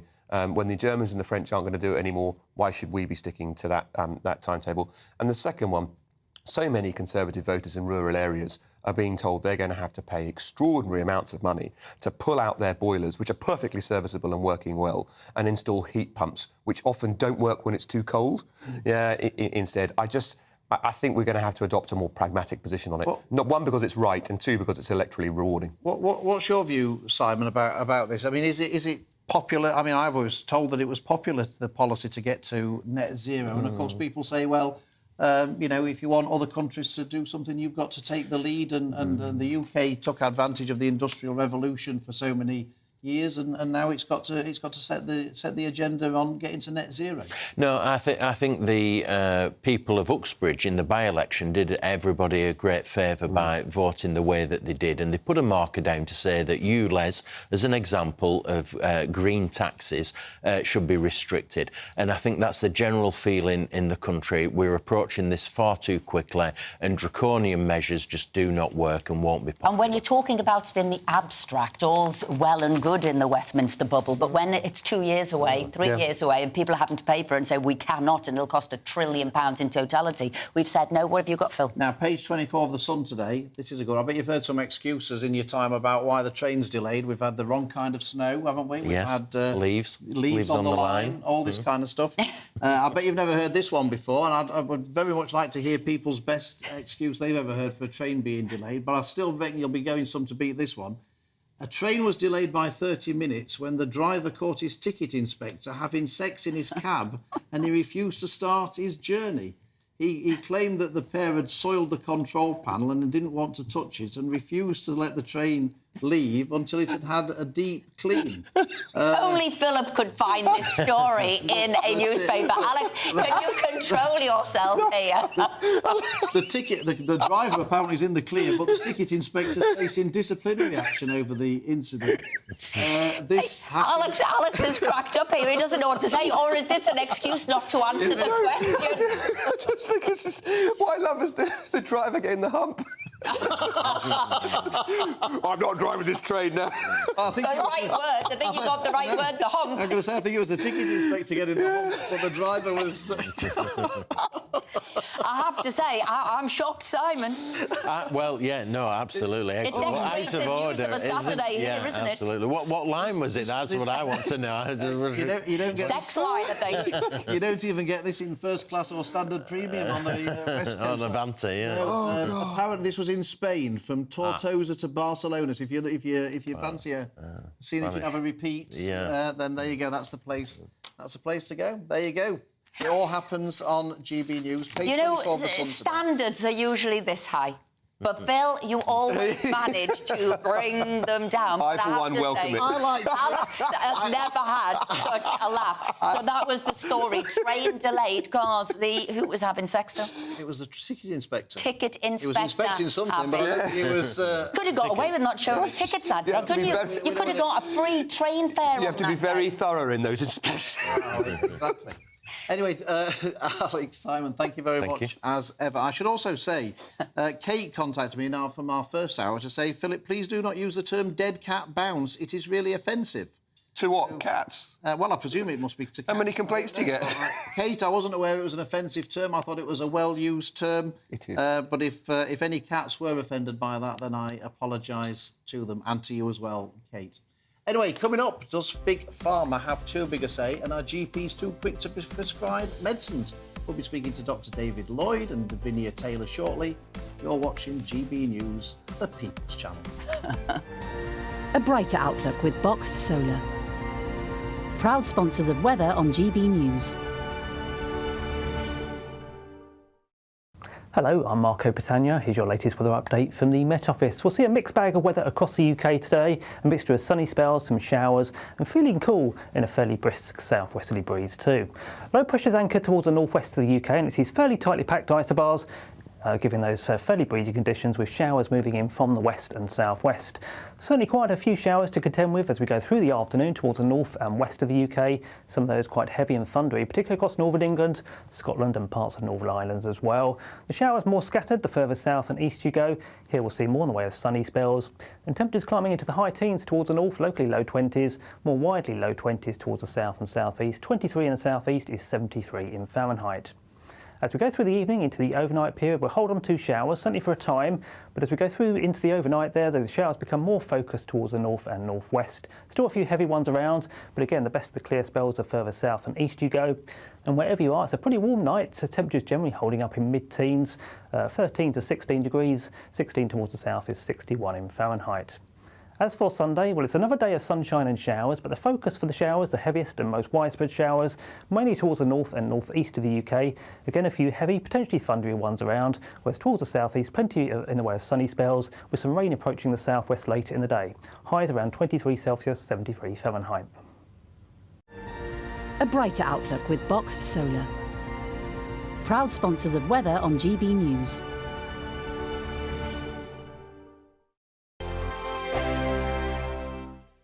The Live Desk with me, Mark Longhurst. And me, Pip Thompson.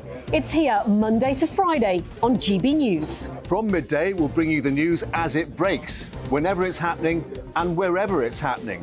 from across the UK and around the world. Refreshing, feisty, but with a bit of fun too. If it matters to you, we'll have it covered on TV, radio and online. Join the live desk on GB News, the People's Channel, Britain's news channel. Weeknights on GB News from 6 p.m. You'll always get drama. Please stop, Michelle. I know, yeah. Please stop. Should I just shut up? Romance. You like me, I like you. There you go. There you are. Well, don't tell anybody. Adventure. Etc. That's the whole point. And action. Sergeant, the big green, my superstar panel that are already at it. They're fighting. It's going to be quite a show. Only on GB News, the People's Channel, Britain's news channel. So Jubes and Co, we tackle the issues of the day with real robust debate, both sides of the fence, battling it out with me in the middle with my forthright opinions and views. And often really interesting things happen because you start with a position and then by the end of the debate you find actually, well, I might not have thought about that one. What we need in this country is 2 new political parties. You should maybe think about doing a 2024 calendar. I'm Michelle Dewberry and I'm keeping you company right through until 7 o'clock this evening. GB News, the People's Channel, Britain's watching. Monday to Thursday, 9 p.m. till 11 p.m. Join me, Dan Wootton. I'll bring you the sharpest takes and hottest debates. Do you not believe in prisons? I don't believe in prisons. I'm completely stunned. I guarantee you there'll be no spin, no bias, no censorship. I actually was personally quite offended by it. And no reason to go to bed. So I guess they've always been quite woke. That's Dan Wootton tonight on TV, radio and online. Monday to Thursday from 9 p.m. till 11 p.m. on GB News. The People's Channel, Britain's news channel. In a world of dull and predictable radio and TV shows. Oh, hi. On Mark Dolan tonight, we've got big guests. We drill into the big stories of the day. The show adds up to a brilliant listening and viewing experience. Mark Dolan Tonight is the most entertaining current affairs show ever, and that's a fact. That's Mark Dolan Tonight, Friday, Saturday and Sunday from 9. Only on GB News, Britain's news channel. Like all families, we have arguments every now and then, but actually we agree on what the mission of GB News is, and that's the most fundamentally important thing. GB News provides the kind of platform that lets all voices be heard. We don't hold back. We're free to say what we really think. Just because some people who live in a tiny little Westminster bubble think that their particular story is important, that's not the most important story for me. And often they will be difficult stories, stories that you won't find on the establishment media. Because what people think in the north of England may be very different to what they're thinking in the home counties. We're going to carry on telling the world what life is really like for households up and down the UK. We love to be in your car, in your kitchen as you're having your breakfast. Whatever you're doing, you are part of the show. If it matters to you, it matters to us. Britain's watching. Britain's watching. Britain's watching. We're proud to be GB News, the People's Channel, Britain's news channel.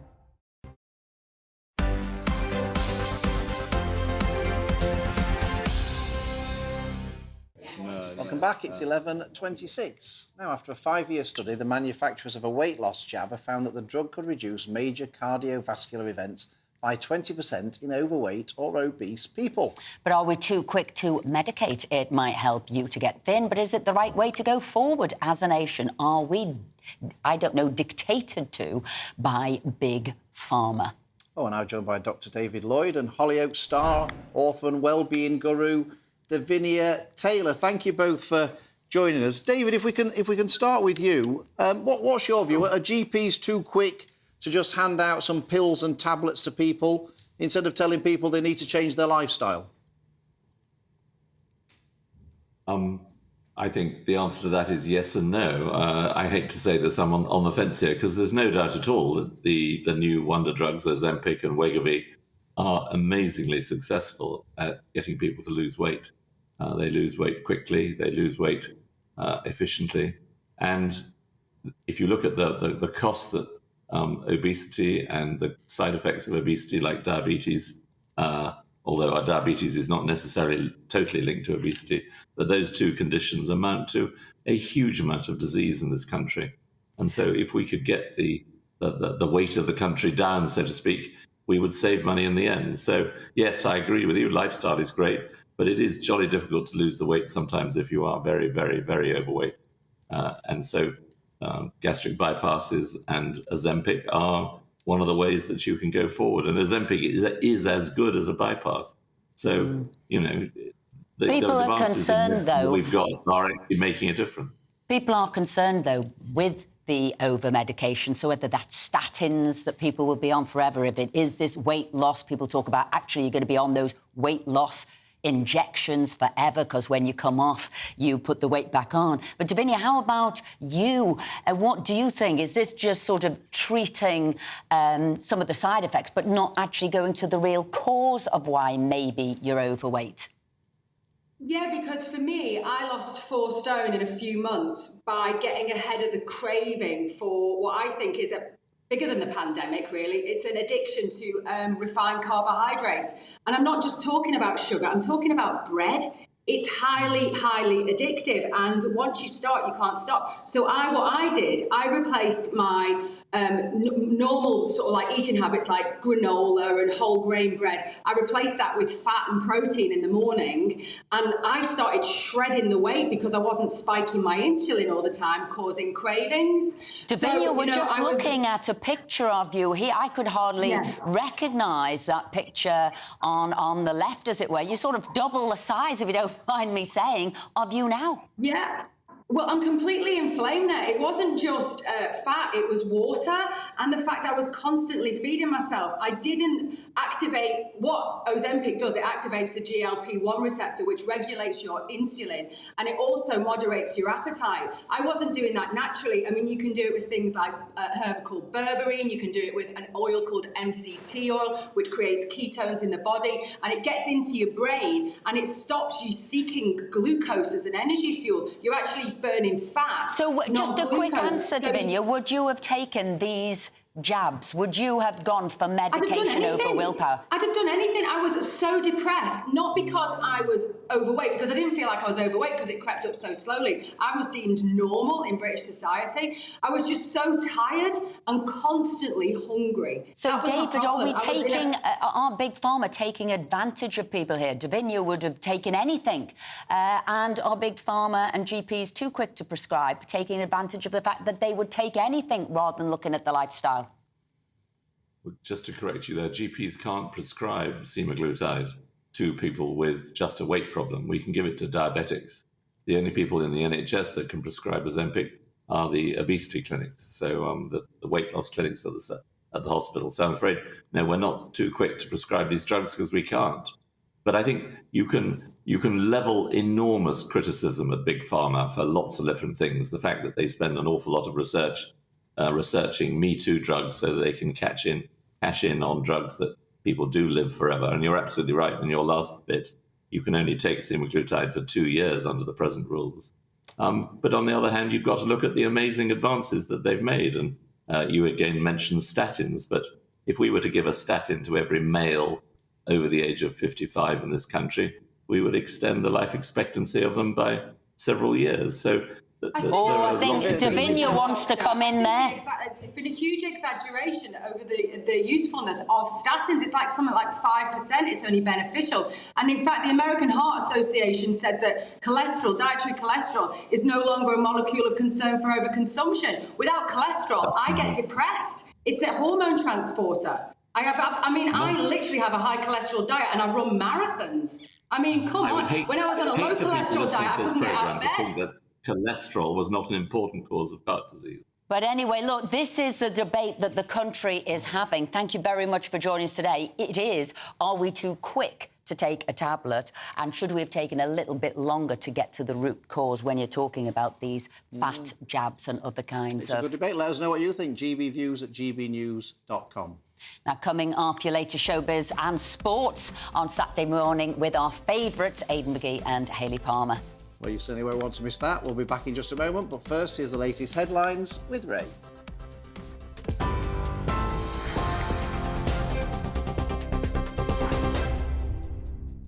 "32 minutes past 11. I'm Ray Addison in the GB newsroom, and our top story this hour.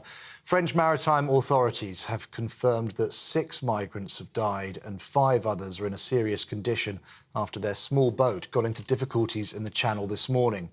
Dover lifeboat and several French vessels have been involved in the operation about 5 miles off the French coast. Ambulances greeted the lifeboat carrying the casualties at Dover Harbour to treat a number of people on stretchers. The Home Office is chairing an emergency meeting of the small boat's Operation Gold Command. And this is a developing story. We'll bring you more here on GB News.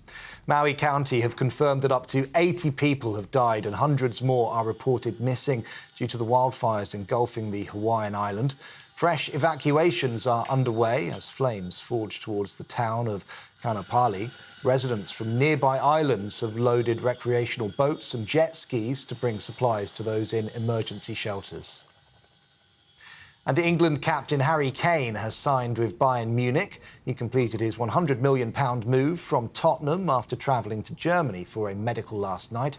The deal, which lasts until 2027, will see Kane wear the number 9 shirt. He posted on social media saying that he was sad to be leaving the club he'd spent nearly 20 years of his life at. You can get more on all of those stories by visiting our website, gbnews.com. Now let's get straight back to Esther and Phil.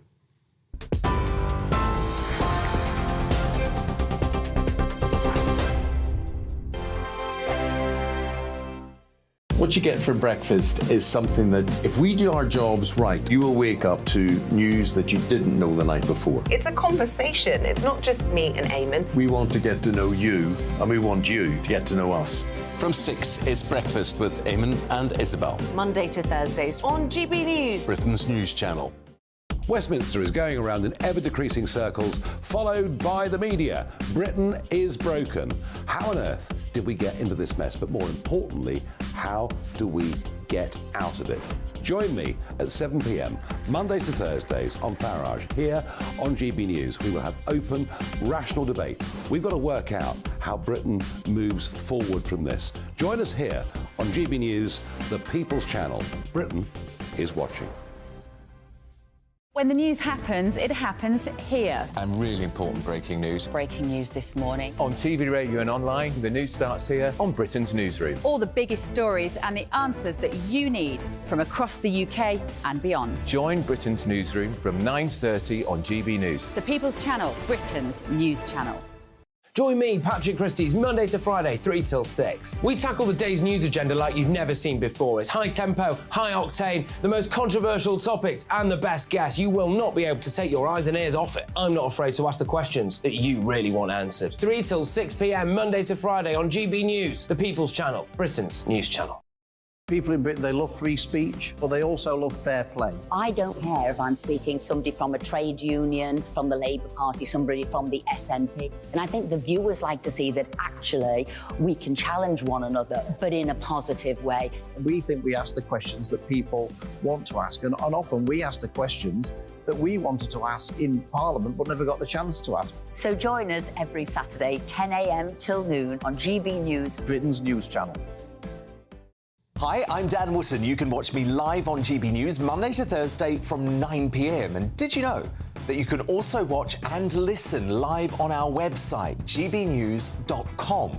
You'll always be up to date on the latest breaking news, as well as enjoying the best stories, opinions and shows. You can even join the debate under our live player as you're watching. So head straight to gbnews.com on TV, radio and online. GB News, Britain's news channel. It's all about family, being in people's living rooms, all the interaction and getting to know who our viewers and listeners are. When I was young, my dad used to say, no, stop arguing. I wanted an outlet that would enable me to give my opinion. People are going through a really hard time right now, and I know that you don't feel like you're being listened to by the establishment. I came to GB News because it's the People's Channel, and I want the audience to have their say on the events of the day. We're dynamic. We do something different. Democracy shows that the wisdom of the nation is in its people. I get to travel to find out what the story is from a personal perspective. The British people aren't fools. We know when we're not being told the full story. We've got to work out how Britain moves forward from this. Is the best country in the world. The establishment had their chance. Now we're here to represent your views. Britain's watching. Britain's watching. Britain's watching. We're proud to be GB News, the People's Channel, Britain's news channel.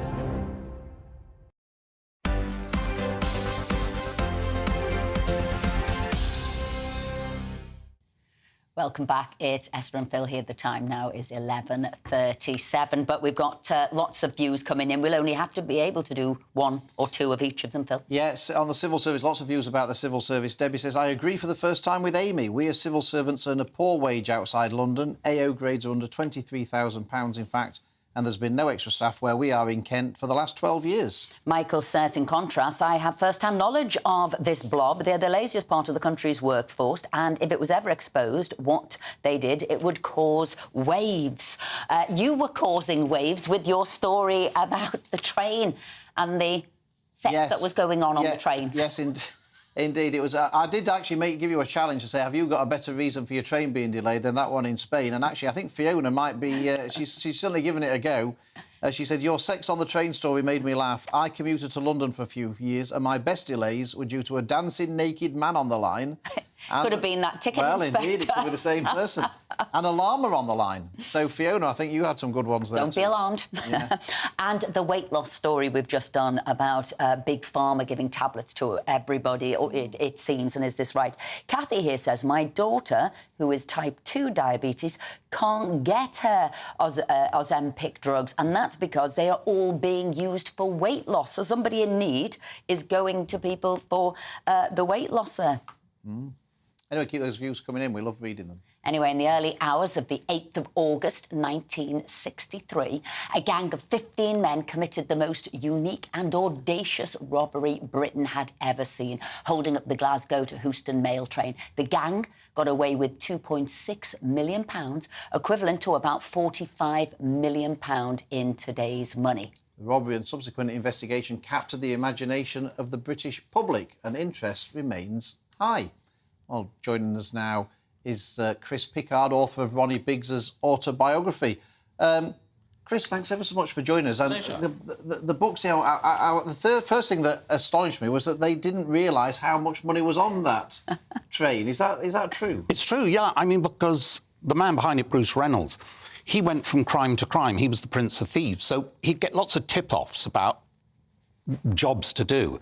And until he did them, he'd have no idea how much he would actually get. He was the brains behind it. He was the brains, Bruce. And when they'd tried another train robbery which had gone wrong, they ended up with about £700, taking exactly the same risks as they did for the Great Train Robbery. And how did it go wrong? How did it go wrong first? Well, that one was they had passengers on board. They thought the way you stop a train is you pull the cord and it stops. And it stopped beyond where they had a van. So they then tried to carry the money. It was an absolute farce. It was Keystone Cops. And then it was very cleverly redone. They worked out you didn't stop a passenger train, you stopped the mail train, which had all the money on it. And we talk about the brains behind it and a lot of work that went into it. It seems here there's been a lot of trial and error rather than brains behind it.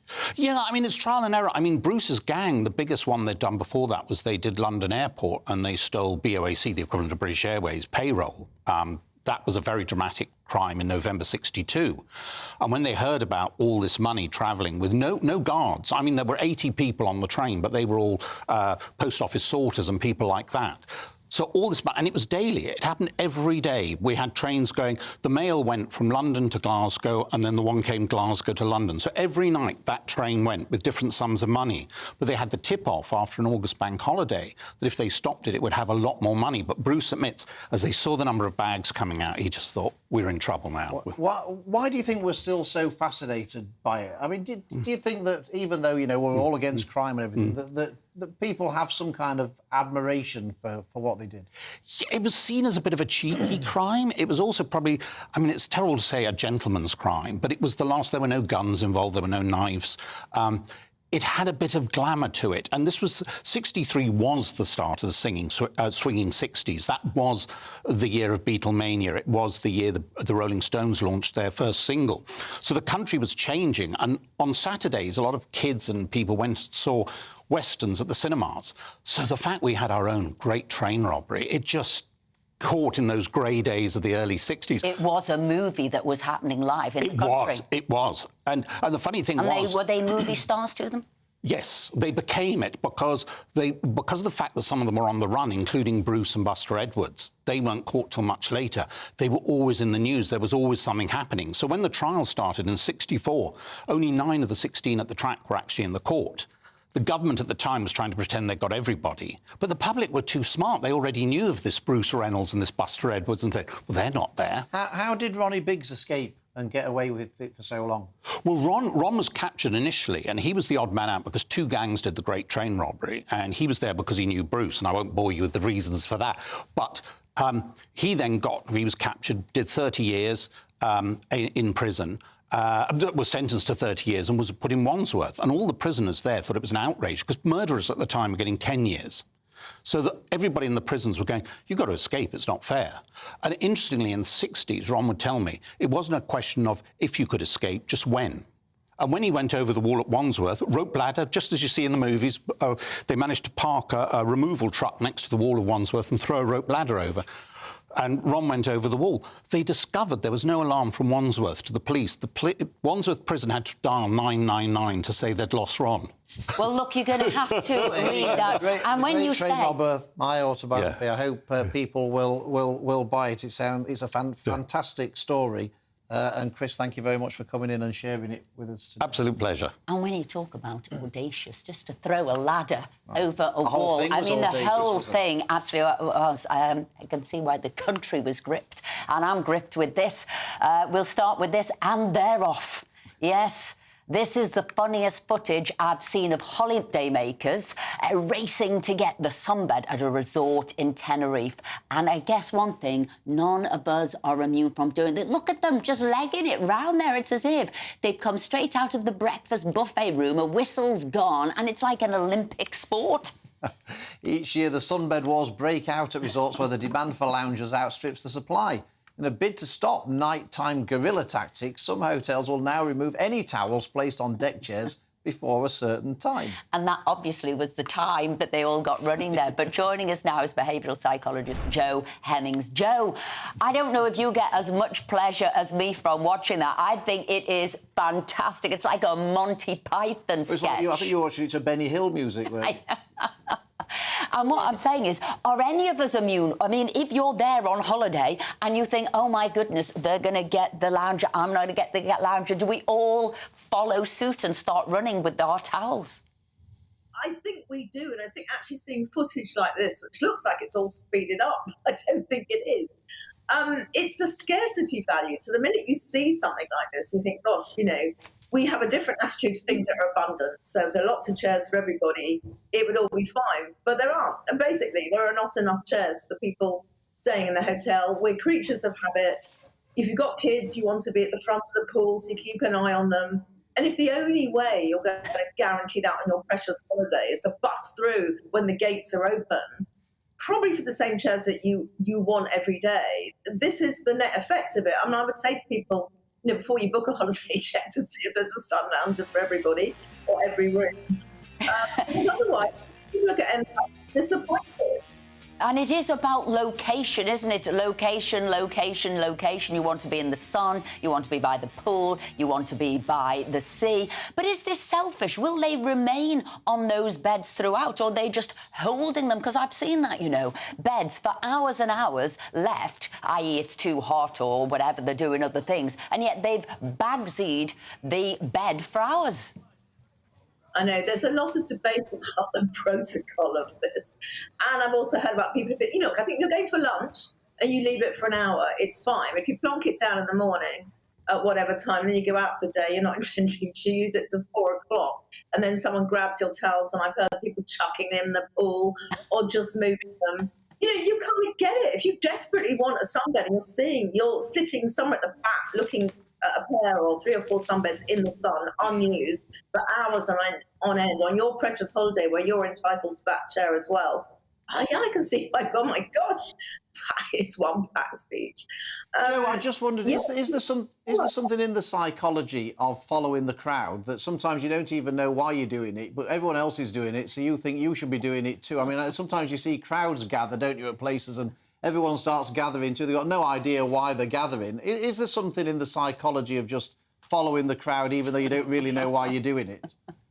I think so. And I think it's also about scarcity. It reminded me a bit, although it sounds a bit of an odd analogy, I know, that, you know, during the pandemic, everyone went out and bought loo rolls. There was no scarcity of loo rolls. But for some reason, we thought there would be. So suddenly there's no loo rolls left because everyone's buying them. And it's a bit like that. You see somebody do it and you think, oh, they must know more than I do. I'm going to copy what they do. Yeah, very much so. It's a bit like follow the leader, but we're not necessarily conscious we're doing it. Jo Hemmings, thank you so much for joining us this morning. I'm glad there's an explanation or an excuse, so next time I'm legging it with my towel. I'll say I can't help myself. Richard here says, who would go on holiday where you have to enter the towel Olympics every morning before breakfast? I think that's a fair point, Richard. But is it part of the holiday fun now, knowing that you've got to be all geared up? Like fun to me. It's not my idea of fun. Helen says, probably send me down with the towels to do it. Helen says, hey, guys, my husband and I were on an Egyptian Nile cruise and a dock for one of the excursions. I wanted to sunbathe on the deck. Unfortunately, a German couple had claimed the front row beds for 5 people. They then went on the excursion, which started at 8 a.m. and finished at 1. My husband threw their towels into the Nile and told me to lie down. Oh, there's a confession and a half, Helen.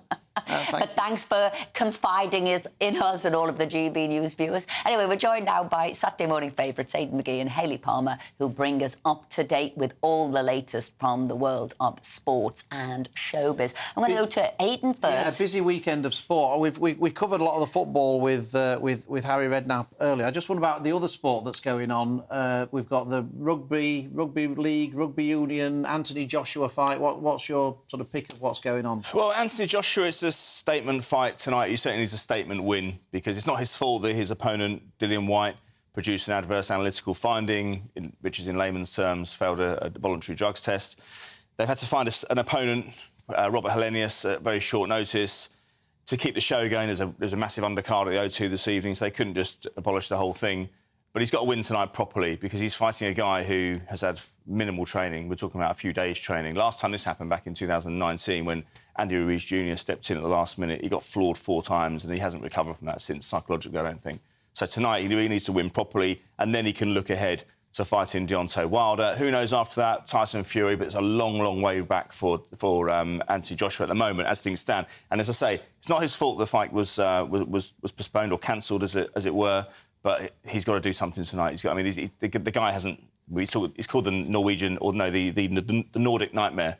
I mean, he's not a nightmare for anyone who's any good. Put it that way. So he needs to make a statement tonight by flooring him properly inside 3 or 4 rounds. And obviously the big football news today is about Harry Kane going to Bayern Munich. You were quite interested in Harry Kane's wife, I think, weren't you? Yeah, because she just seems really down to earth. She's a personal trainer, and she just seems that she doesn't really hang out with the rest of the wags. She's kind of hasn't got the Botox or the hair extensions. She's very, down to earth, natural. And I love the story how they were friends before they got together, and they actually used to live 3 streets apart. I went to Harry Kane's primary school a few years ago to meet his teachers, and I bumped into the dinner lady who used to look after him at break time, and she lost her wedding ring, and Harry Kane stayed behind at school and found it and returned it to her. Mm. Lovely, isn't it? That's lovely. I think there's an argument that she's sort of been partly of his success, hasn't she? That, the sort of stability. Yeah, I think so. And apparently, when he gets a hat trick, she's like, "Well, yeah, that's great, but when I get home, you need to make me a cup of tea." I like that attitude. Yes. Childhood sweetheart. Exactly. They've grown up together. She's known him before he's had all the money. And I guess there's a lot of trust there, isn't there? Yeah. Trust and honesty. But not all partners are quite as supportive as Harry Kane's wife, are they? Well, I went to see Ghost Story 222 in the week. I don't know if you've seen it before. It's absolutely fantastic. And Frankie Bridge, Wayne Bridge's wife, is the new star of the show. It's running at the Apollo Theatre to the 17th of September. And she's fantastic. She is a natural actress. She's so good. But I noticed that day, her husband, Wayne Bridge, he went to a Liam Gallagher gig that night. And that was her big night. So I was like, hang on a minute. Had they discussed that was the plan? Or he was like, no, I'm bored of watching you. Yeah. I saw you do all the rehearsals. I've heard you singing and dancing at home. Yeah, so maybe he's gone a different night. I don't know. But for me, if it was my big night, I would want my partner there to support me. Would you want me there if you'd got a big event on? Of course not. Yeah, totally would. So I'm now saying, yeah, I think I would. Would you? Yeah, for a bit. And do you know? Would be there though, wouldn't you? Do you know why? You're not so it's sure. not because I want to. Depends if Bradford City will play that.